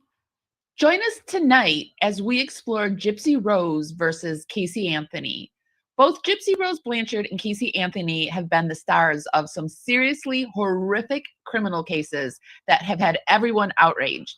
Their actions and motivations have left us all scratching our heads and wondering what in the world was going on in their minds and in our world today. It's a twisted tale of manipulation and deceit that will have you questioning everything you thought you knew about human nature. So grab your popcorn and get ready for a wild ride. It's the Gypverse versus the Tot Momverse on this episode of Para Women Radio. I'm going to roll some credits. Shout out to my replay crew and my Dragonflies. How are you doing today? Happy Friday. Cavalier strumming his old guitar again. Words rolling out into our fire.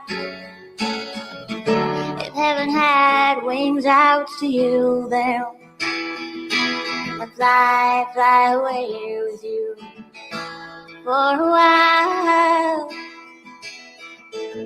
Hearing the essence of gratitude, your dreamy little smile on my lips. I'm just like you, but baby, I had you.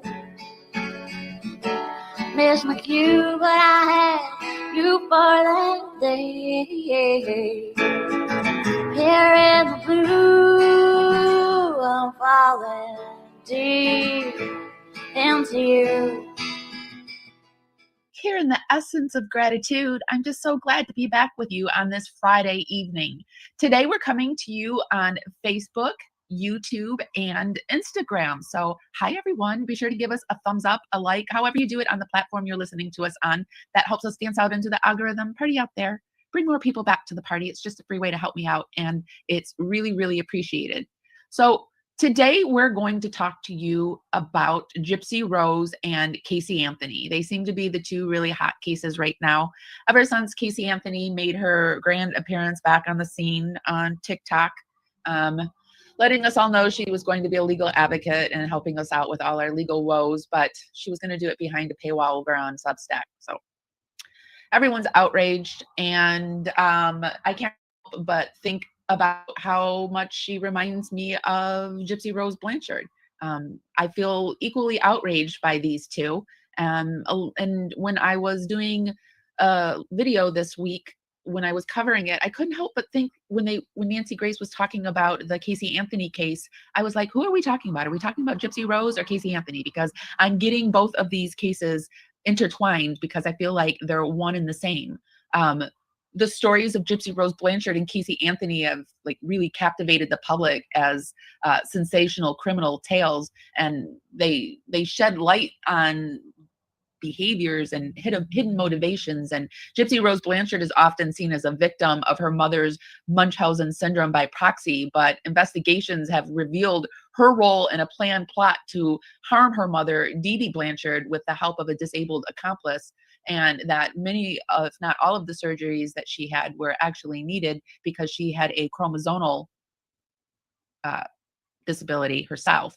The very act that she got a disabled man to do this for her, this violent act, challenges the perception of her as just a victim, and it hints at something much more complex and psychological. And then when we were at the Casey Anthony case, is the tragic loss of her daughter, and Kaylee, it still remains a mystery, despite her claims of innocence. So many believe she had a hand in her daughter's death, which I believe she was the sole driving force in her daughter's death.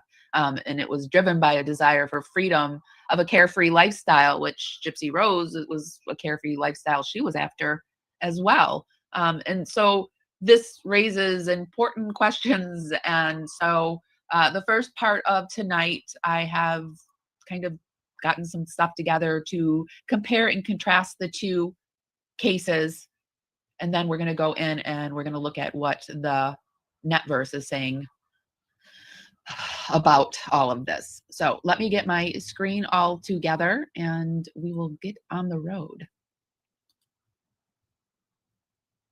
Okay. I have a new mic tonight, so hopefully it's going well. The mic is sounding okay. Before we get started, I've noticed that Gypsy Rose has moved over to Instagram as her place. Hello? Hold on. I have to check and make sure my mic is working properly because I don't have anyone to ask. So hold on one second, you guys. Okay, it is working. All right. So over on Instagram, I've noticed that Gypsy Rose has decided to make that her platform of choice. And they're not really getting who Gypsy Rose really is. They are buying the narrative that her lawyer set out, that Dee Dee was this mother who had Munchausen syndrome by proxy, and Gypsy Rose must unalive her because how else was she going to get her freedom, right? And it was really Nick who did it. She was just this innocent person who just went along for the ride, right? So this person over here on Instagram, over on the threads, put, Casey Anthony is trying to crawl back into the spotlight now that Gypsy Rose is getting attention and making money. Don't fall for it. Some people don't deserve a second chance, let alone a platform. Let her fade into irrelevance she earned from her own wicked actions. It should be true for the both. Sweet baby Kaylee would have been 20 years old. Oh, wow, 20 years old. And then this person comes, model Jacqueline Nicole comes on and says, Gypsy Rose was an abused child. Casey Anthony is a child abuser. They are not the same. Then I said, no, Gypsy Rose is a liar. It has been proven she had medical diagnoses that made her need the surgeries. We are platforming murderers and this needs to stop. And then she comes back with this, like, oh, is she really? I think TF the fuck not. She says, and then she quotes this MSNBC news source, which is the Gypverse's narrative, right? Gypsy Rose's narrative. It's the mainstream media that it's her narrative. And then I said, okay, you're citing the mainstream fake news. I know now you're going with a narrative that was made up by her lawyer. No doctor ever diagnosed Gypsy's mother with Munchausen syndrome by proxy. You aren't doing any research. You're reading a single news source that was fed to them by the Gypsy Rose Blanchard camp. I'd throw my own links back at you, but why waste my time? She had a chromosomal disorder that caused her to have all those surgeries. Her mom was a horrible grifter, but didn't deserve to die. So, you guys, if you are over on Instagram, I urge you to go over there and let Instagram know who Gypsy Rose really is, truly is, because Gypsy Rose's narrative is the one that's winning out over there, not the true narrative, in my opinion. So that's why we're doing more over on Instagram these days. We have been posting, we've been posting more videos over on Instagram.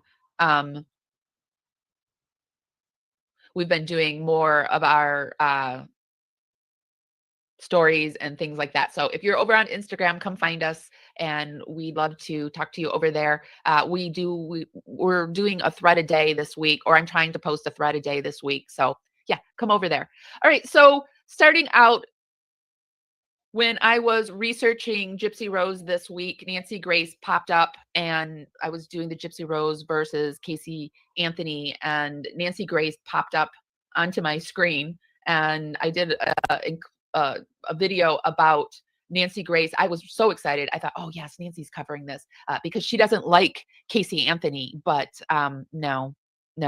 She doesn't like Casey Anthony, but she has bought the mainstream media's narrative on Gypsy Rose. So hopefully she saw my video and she's starting to do her own research. Hi, Cowboy RC. These people deserve no notoriety. No, only lessons to be learned. I cannot believe that these people are being platformed and making so much money. Hi, Kathleen. How are you doing? It's disgusting to me. It's just truly disgusting that these are the people that people are looking up to these days. But first, I thought we would look at some comparisons of Gypsy Rose Blanchard and the Casey Anthony case. So both Gypsy Rose Blanchard and Casey Anthony have been at the center of highly publicized criminal cases that have captivated the public's attention, drawing parallels in their actions. Gypsy Rose is often portrayed as the victim, like I said, of her mother's Munchausen syndrome by proxy. But what she really did was get a disabled man to do her dirty work to unalive her very ill mother. This calculated act of violence indicates a level of premeditation that challenges the narrative of her just being poor little victim, right? And then when we look at when we look equally at Casey Anthony's case, it revolves around the mysterious death of her daughter, Kaylee. While Casey has maintained her innocence, many believe she was involved in her daughter's death, driven by a desire for freedom and a party lifestyle, which raises the question of whether her actions stem from a selfish need to escape responsibility. Both women have crafted narratives that paint them in a sympathetic light, using their retrospective legal defenses to shift blame onto others. Gypsy's defense suggests her mother was the sole architect of her suffering, while Casey's defense introduced allegations of abuse in her family, putting attention from her own culpability. So there we have some similarities there as well, some twinning, if you will. Continuing on, we have the role of social media, and their stories that can't be overlooked. Both Gypsy and Casey are utilizing platforms to share their versions of events, seeking public sympathy and financial gain.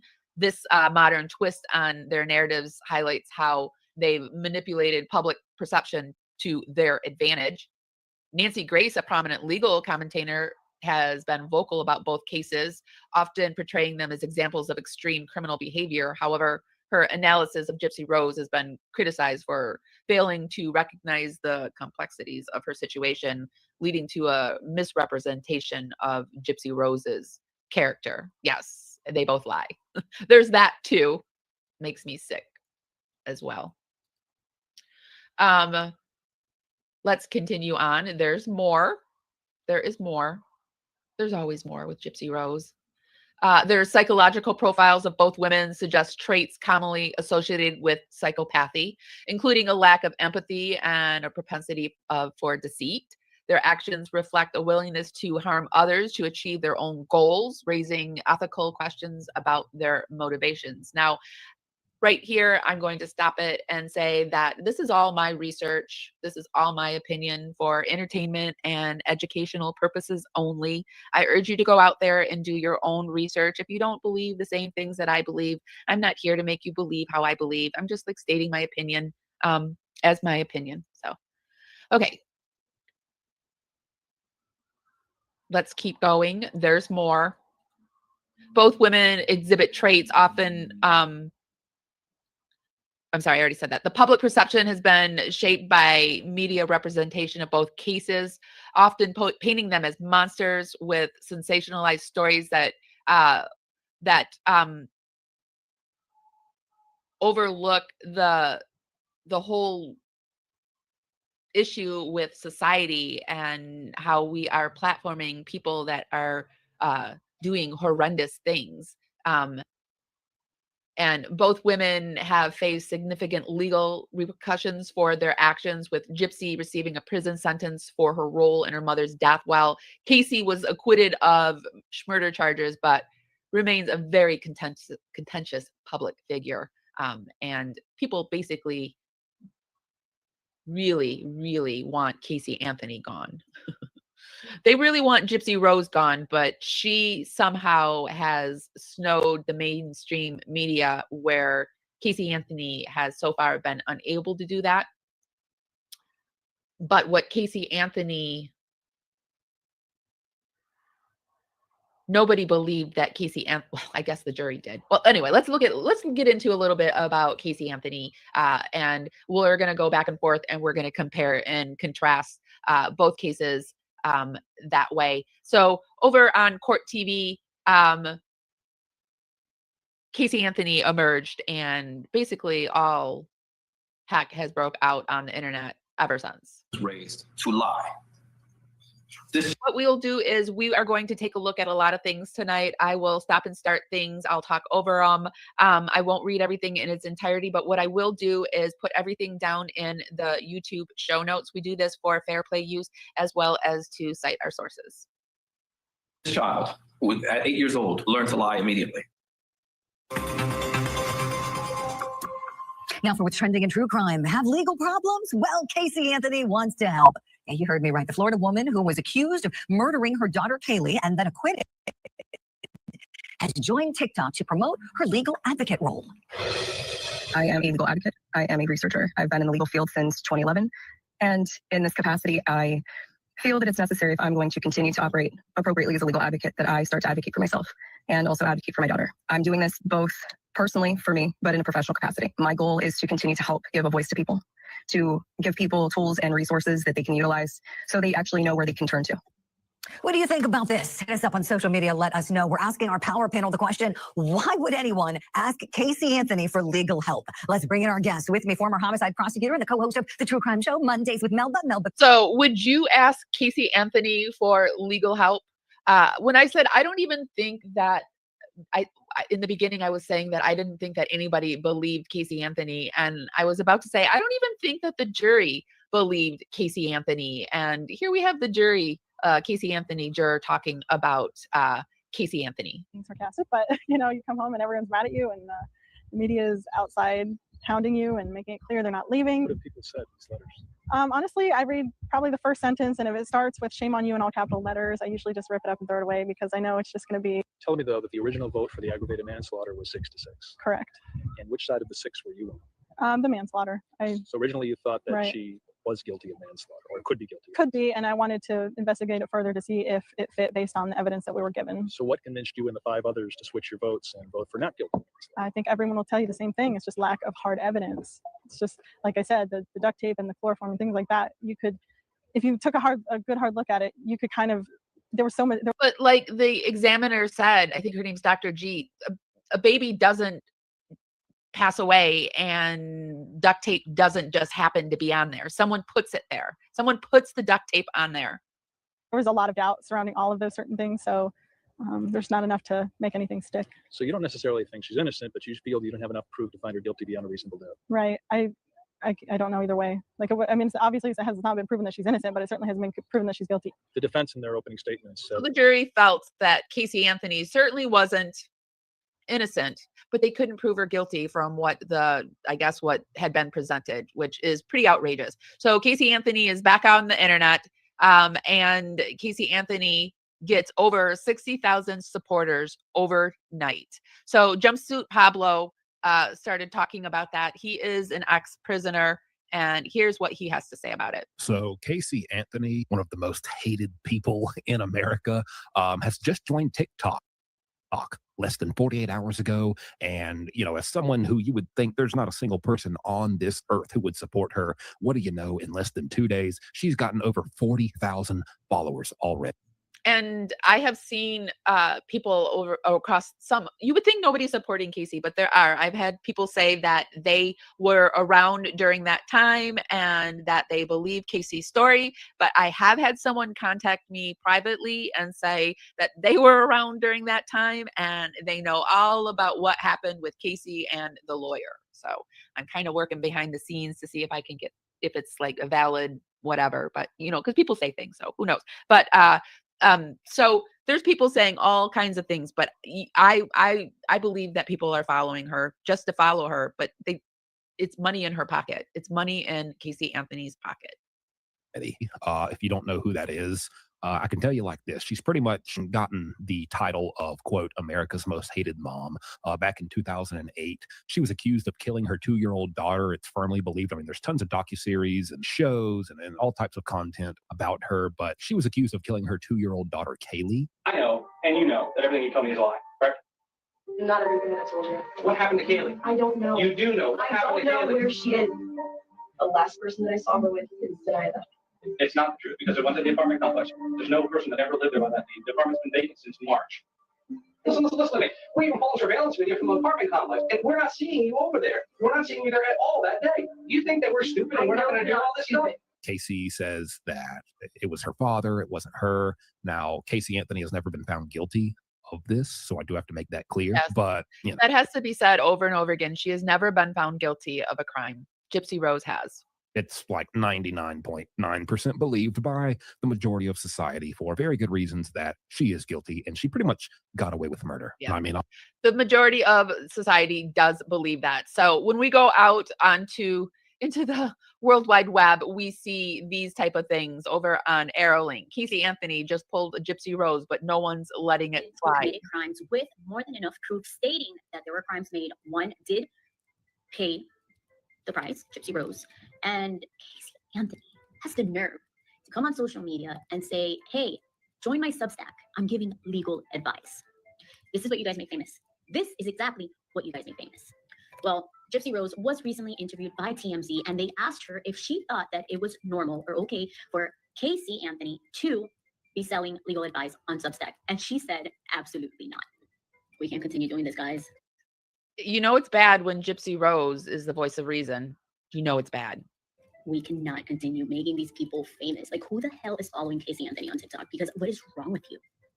I'm gonna be serious for a second about this whole Casey Anthony bullshit, because pardon my language, but all jokes aside, because what happened to that little girl Kaylee, there's nothing funny about it. Yeah, we sure don't want Casey Anthony here on this app, just like we don't want Gypsy Rose here on this app. We don't want to see murderers making money off of their victims. And that's what I need a lot of y'all to understand. Kaylee never got any justice. For those of you that don't know about the Kaylee Anthony story, I'm 41. My daughter was the same age. I have 2 kids. My daughter was the same age. So I remember I would go to work, because I did in-home care. I would go to work and literally sit there and watch that trial and just cry and cry and cry, thinking about that little girl, because she was so cute. She looked just like my little baby. So I remember the computer searches she did, chloroform. I remember how they found Kaylee, it wrapped up in a blanket in a garbage bag. No. I remember the mom calling and saying it smelled like a damn dead body in her daughter's car. Went to know where the granddaughter was after Casey said she was with Zanny the nanny. And there was no such person. So I remember a lot. And no one can ever convince me that she didn't help at least cover up what did happen to that little girl. But she knows what happened to that little girl. I don't give a damn. She may have been abused. She may have went through. It's really interesting that not only does she know what happened to that girl, but she never tries to say, we need to bring Kaylee's unaliver to justice. Like, she's never, like, if so she wasn't convicted of it, so that means there's somebody out there that unalived her daughter, and she's saying it's not her, and she doesn't know for sure. Well, I guess she's saying she drowned in the pool though. So anyway, let's keep going. So Casey Anthony, aka let me make sure I'm on the right page. Oh yeah, okay. Casey Anthony, over on Renelle Smith, Casey Anthony, aka Top Mom, joins TikTok and her new career advocate, just like Gypsy Rose. Beautiful people, hope you guys are doing well. My kiddos were actually off this week, so my baby girl and I decided to actually take a trip out of town. So let me do a little bit of a story time before I get into this. Gypsy Rose posted a video showing this company called Posh Peanuts that sent her some goodies, and it was a matching PJ set for her and baby Aurora. And honestly speaking, it pissed me off because to think, first of all, we aren't going to see baby Aurora in these PJs, since Gypsy did say that she was not going to show baby Aurora. And why is this murderer, Gypsy Rose Blanchard, continuously being gifted stuff, rewarded? There are so many more deserving people out there, people who were abused that have overcome, but did not turn to murder. I said to my eldest daughter, what is this world coming to? Next, are we going to see Casey Anthony coming to social media? And what will people be gifting her or rewarding her with?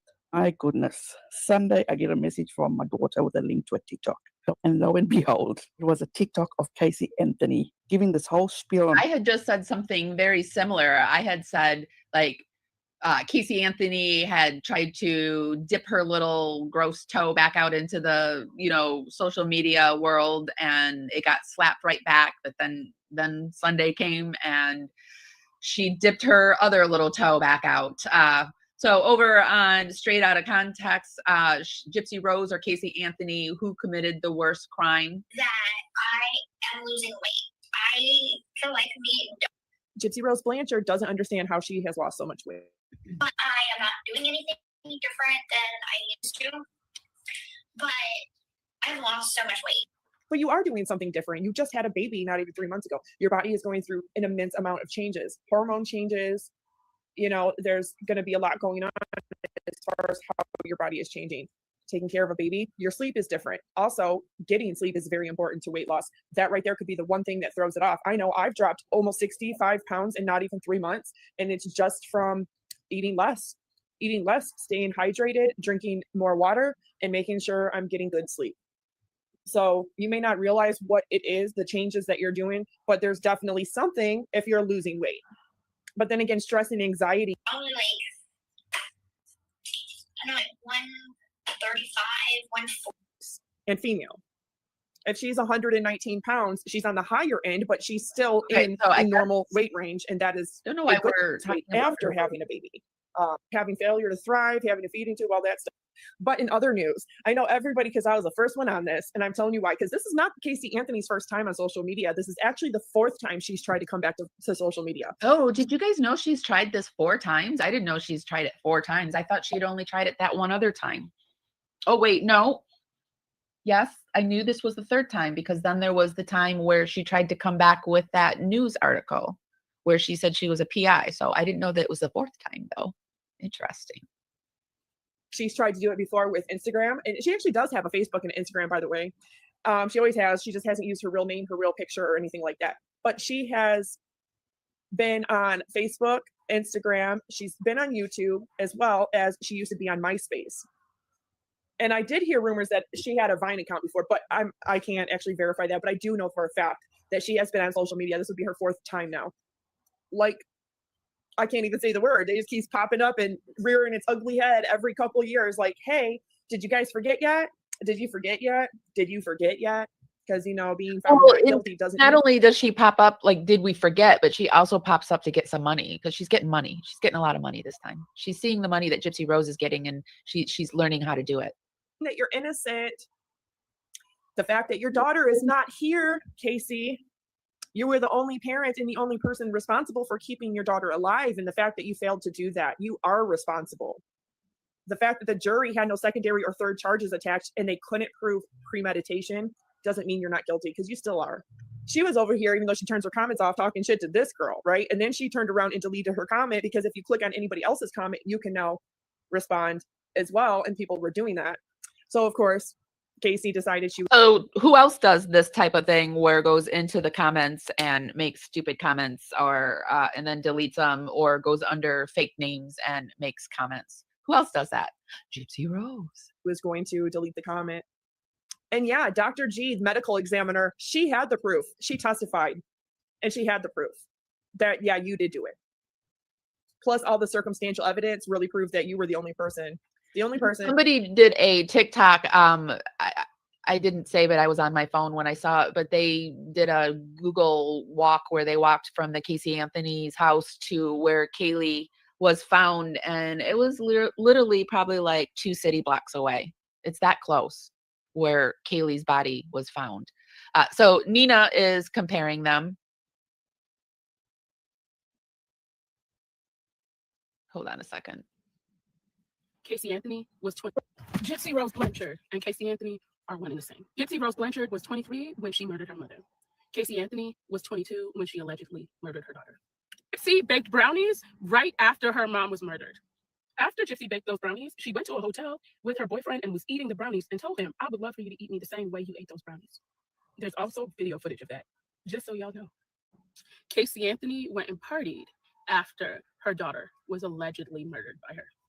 Gypsy Rose Blanchard searched up how to murder her mom, and Casey Anthony did the same for her daughter, allegedly. Neither one of them take any accountability for what they did. Both of them act like it's everybody else's fault, and they're both on TikTok trying to be advocates. So if you don't see the similarities between Gypsy Rose Blanchard and Casey Anthony, it's because you don't want to see them, not because they're not there. Everybody knows Gypsy Rose Blanchard had a chromosome disorder, which is 121.q1 microdeletion. All the issues that her mom was treating her for stems from that. Did her mom embellish it? Yes. But Gypsy Rose was 23 years old at the time that she murdered her mom. So it's not as though she was 16, 17, and that's a big misconception. And the fact that she was older than Casey Anthony, that should tell you something. So I think people need to really start paying attention to that because they are way more similar than one would think. And there's even more similarities. And if you want me to do another video with more similarities, let me know. Gypsy. Yes, there are tons of similarities, and this is just really a part 1 that we're doing to introduce all of the similarities, and then we'll go deeper. But also, of course,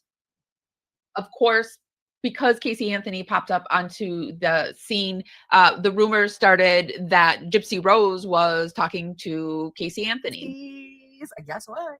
I got some Gypsy for y'all.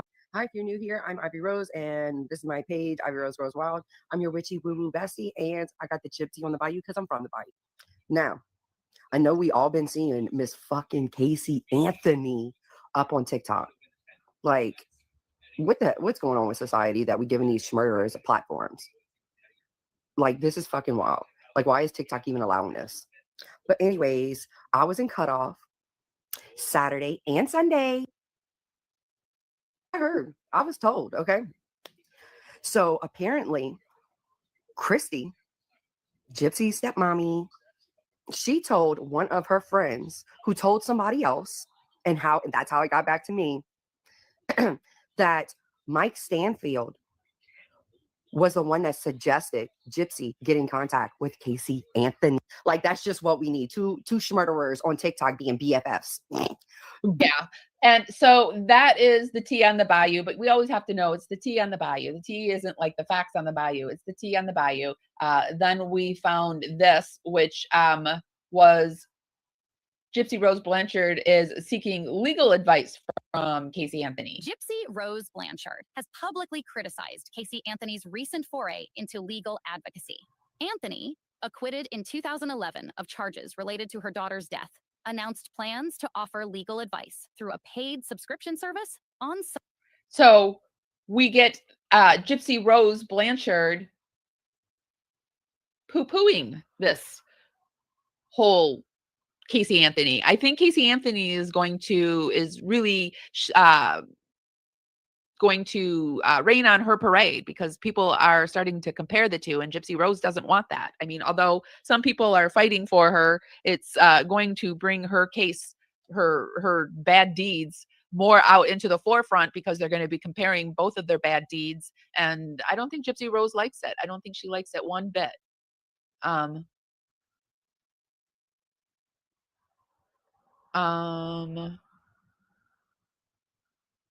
I don't know who Anthony is. Anthony should have had the goodbye penalty, the death penalty. Is that what you mean? Yeah, Casey shouldn't be walking free. And Gypsy shouldn't be walking. They both could have faced the death penalties, couldn't they have? Just amazing that they're both walking free. Just amazing. Gypsy Rose Blanchard, take it from me. Casey should never give out legal advice. So TMZ, Gypsy Rose has been on her I Want My Privacy, but I Want You to See Me Everywhere tour. Because her life after lockup, is it coming out tonight or tomorrow, or it's pretty soon? And so she's on her world tour, and TMZ has been catching her at the airport, and they asked her this. Casey Anthony has a new Substack where she's charging people to give them legal advice. Even though she's not a lawyer, like, do you think that's a good thing? What do you think about that? Now, are you still working with Kim Kardashian on prison reform? So are you is still a go to work with her? So Gypsy Rose is weighing on Casey Anthony's new self-anointed legal advocacy gig. It's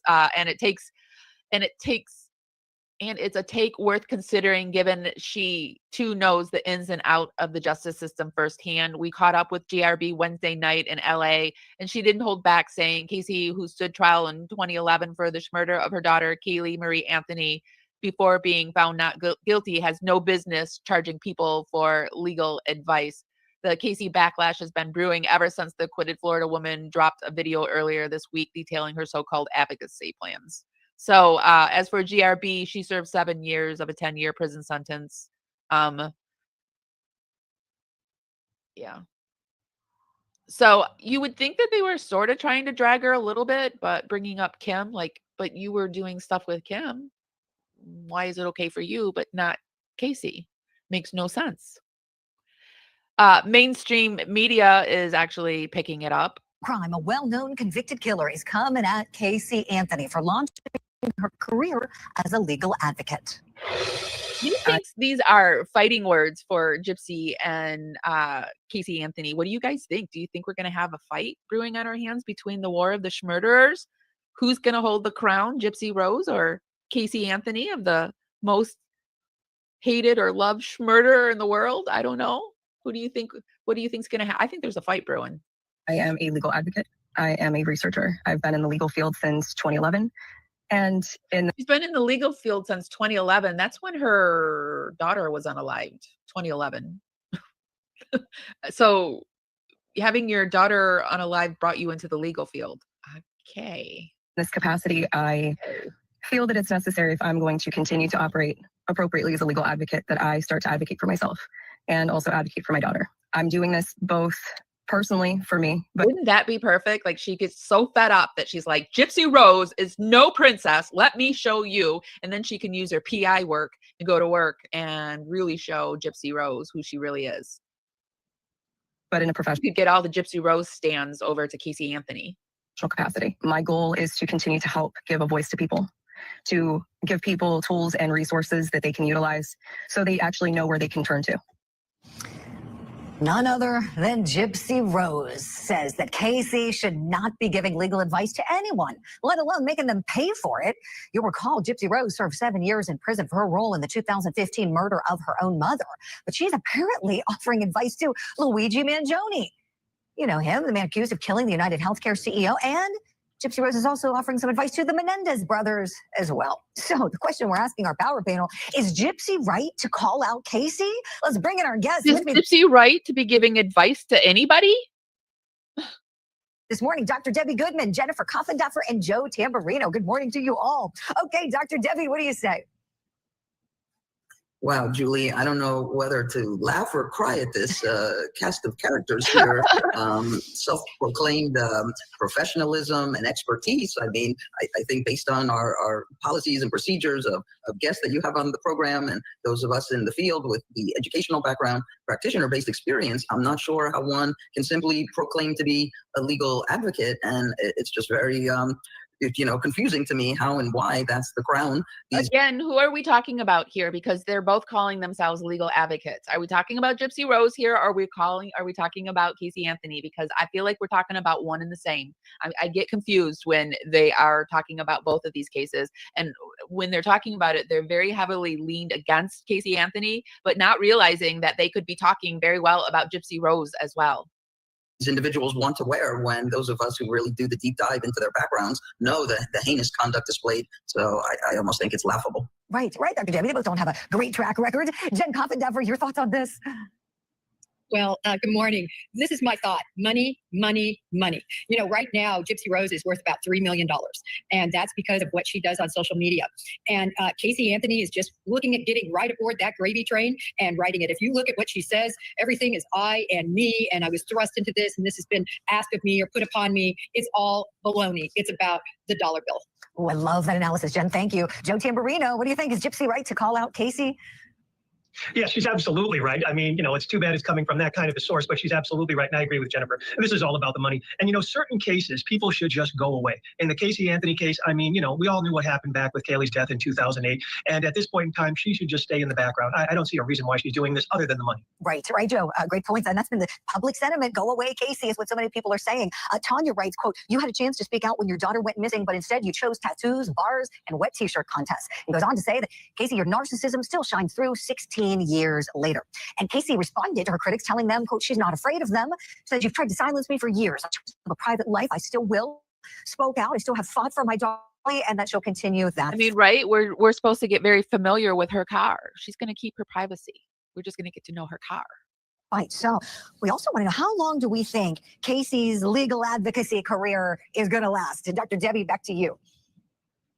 I would say short-lived, Julie. It's the topic of the moment, and I agree with Joe. This should just be somebody who now leads a humble, low-key life rather than, and I think it does speak to the grandiosity and the narcissism that a lot of these individuals have. They're in this. Well, we can hope that it'll only be short-lived and that she'll go away again, but she's getting quite a lot of money this time around. So I have a feeling that she's up for the hate this time because she sees how Gypsy Rose just keeps plowing through it and gets through it, and she's fine.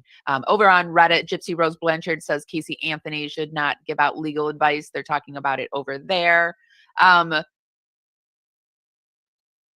This channel was talking about it. So that seems to be the big thing. Even I was doing my research and I wanted to say that I even found Flawless Nina over on Newsbreak. So Nina's got some videos over on a big news channel. So go Nina. She is also talking about Luigi. So I thought we would take a quick peek at what she has to say about him. Luigi Mangiani. He's, one of the most famous people in jail right now behind bars. And, he has quite the fan base. I wondered, there's people writing him tons of letters. How did you handle that?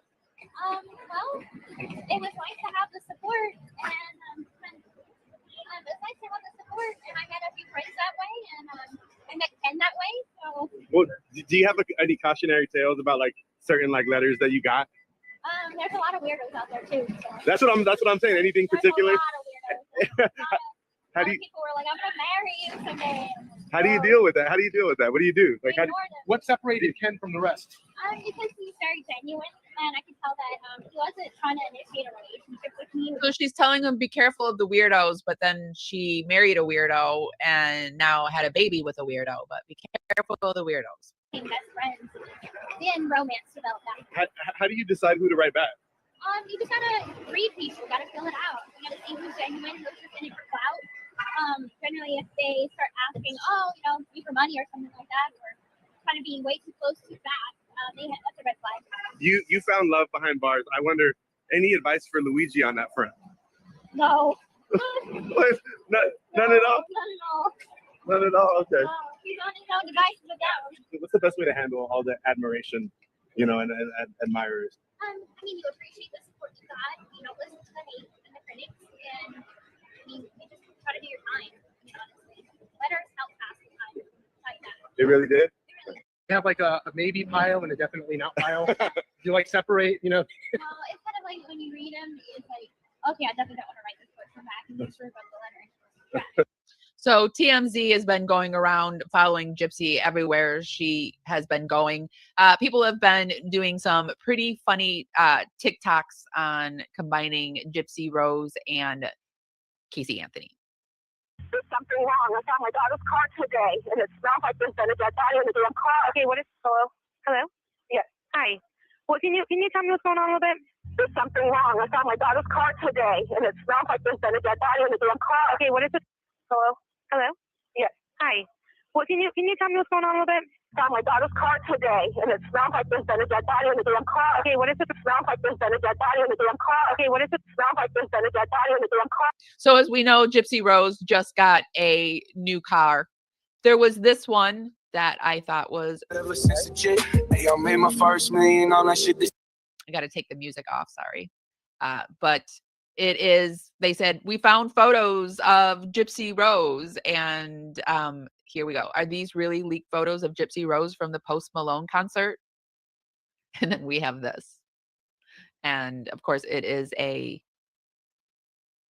AI generated thing. But I thought it was pretty funny. People are combining the two cases. And then we also have Jeffree Star talking about those. Hold on a second. Gypsy. I'm a little busy tonight, though, but hopefully I can clap with your mother. Oh dear. So Gypsy Rose came into a chat that Jeffree Star is in. Who is it? Jeffree Star is a millionaire that did makeup. He is actually a pretty hated, can be a pretty controversial and hated person on the internet. He's very mean girl type behavior. But at one point, he and Gypsy did kind of, I don't know, come and try to, I don't know. Anyway, but she went into the chat and here she is, Gypsy Rose TikTok, and she says, at Jeffree Star, let's collab. She also threw him up some roses and he says to her this. Gypsy. I'm a little busy tonight, though, but hopefully I can clap with your mother. He says, I'm a little busy tonight. Perhaps I'll collab with your mother. And then he said something about tarot cards. So he is even making fun of Gypsy Rose at this point. Then we have over on News Nation, Casey Anthony joins TikTok and everyone's not happy about it. Banfield's talking. Casey Anthony's experience in the legal field and actually had a front row seat for much of it. This is one of Casey Anthony's family's former attorney. Brad Conway is an attorney, an actual attorney, who represented Casey's parents, George and Cindy Anthony. Brad, my gosh, it's been a long time. It's really good to see you again. I hope you're doing well. It sure has, Ashley. It's always great to be here with you. Let me just start with your reaction to this. I mean, jaw dropper, the video, the promises, the legal advocate, all of it. Well, it is, but Casey Anthony, you know, she's the perpetual victim. But she's always out there, you know, pitching her own story, her own sad story. And here she is talking about being thrust into this again and using it to better other people. It's just a bunch of BS. And it's Casey Anthony's bid to remain relevant. She's always got a little hook. She disappears for a little while, but then she always shows up again. And this one was wowed by her billboard, wasn't she? It's all about money. Well, on that last note, money, I will say that she has not had it easy for the last decade plus, right? I mean, it's Casey Anthony. It's kind of hard to get a job. So I think she has struggled as a photographer, as a private investigator, as an assistant. And so this may be her effort. I think once the social media thing dries up for Gypsy Rose, she will struggle much like Casey Anthony has struggled. Unless people are willing to pay for murderers for the rest of their lives, then they won't struggle. But if the social media ever does dry up, then Gypsy will struggle like this woman has and deserves to struggle. Maybe thinking there's a new generation of folks out there who may not have that same feeling. She may not have that stigma with them. If that's the case, is there any truth or is there any value to the fact that she thinks she can be a legal advocate? I don't believe so, Ashley. You know, for 30 years, I've been a criminal defense lawyer, and I have been a victim advocate for people, victims of violent crimes. There was George and Cindy Anthony that I represented, and then most recently, the Brittany Drexel case that was recently solved. A 17-year-old girl that was abducted, raped, and murdered in Myrtle Beach, South Carolina. So, you know, to jump in and to be a legal advocate for somebody, first of all, it's not a paying job usually, and it requires knowledge, it requires experience, it requires ethics, and it requires morals. Casey Anthony. They're not looking at it like a paying job, like being, because I was an advocate, legal advocate for a domestic shelter and got paid for it, but I didn't get paid big money for it. And but they're banking on their name making them money, like a lawyer's name would make them money, I think. Anthony has none of these things, and nobody wants legal advice from somebody who can only offer them advice on how to hide a body and make up ridiculous lies about how it got there. Do you think there may be any other motivation other than money, like, say, attention? Because she's really been avoiding attention since 2011. I think attention is always a motivation of hers. It's a passive aggressive approach to it, though. It's poor me. I don't want the attention. And she has done a good job of laying low, but she surfaces for her own purposes. And this purpose is about money. It's about money and nothing else, because who is going to hire her for legal advice? She's not a lawyer, so she can't give legal advice. So her role as an advocate, you don't have to be a lawyer to be an advocate, but who wants Casey Anthony advocating for you? What does she have to offer you in terms of actual credible legal advice? And then who's going to take her seriously? And who wants Gypsy Rose giving you advice on anything? So a lot of the people seem to think that this is a money ploy that is happening because of the fact that Gypsy Rose is getting so much money. And in doing this research, it's just so frustrating that this is happening, because it's like, I don't want to make them think the way I think, but I honestly have to look at the people that are giving these people money and wonder why. Why would you give them your money? I don't understand it. I literally cannot. I can't imagine my money giving it to a murderer. I can't. I don't know. Yeah. It makes me so sad. It frustrates me to no end. But I did see one good thing out there. And we're going to watch this, and then we're going to close it with some tributes to Kaylee. Kaylee, I get these two names. Okay, so we're talking little Kaylee Anthony and Dee Dee. Sorry, I get Casey and Kaylee, those two names mixed up because they're so close. And I did see too, somebody tried to spell Kaylee over on TikTok with a K, and Casey's over there. It's spelled with a C, and I should know because I named her.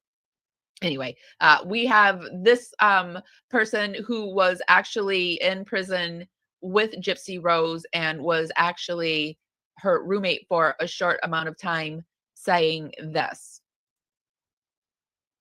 We are actually not alone, and that there are other stations that seem to have some kind of sense as to why this is wrong and what's going on. Gypsy's not telling her story to advocate. Gypsy's telling her fake story to make money. And Court TV today, 100% called her out for that. Expertise. I mean, I think based on our policies and procedures of guests that you have on the program, and those of us with the educational background, practitioner-based experience, I'm not sure how one can simply proclaim to be a legal advocate, and it's just very confusing to me how and why that's the crown these individuals want to she wear. just saw what we just saw, a little bit of mainstream media calling out Gypsy Rose Blanchard, which does my heart well. Hey guys, be sure to give this live a thumbs up if you like my content and want to support me a little extra. Have you considered becoming a Dragonfly? The Dragonfly, I release all my videos early to the Dragonflies. Well, here, let me show you a little something about us. And if you're not subscribed, why are you not subscribed? I would really, really, really love to have you as a power subscriber. If you really like my content, be sure to become a Dragonfly, and that's our membership, and it's $2.99 a month. I release all my videos early. We have special emojis over and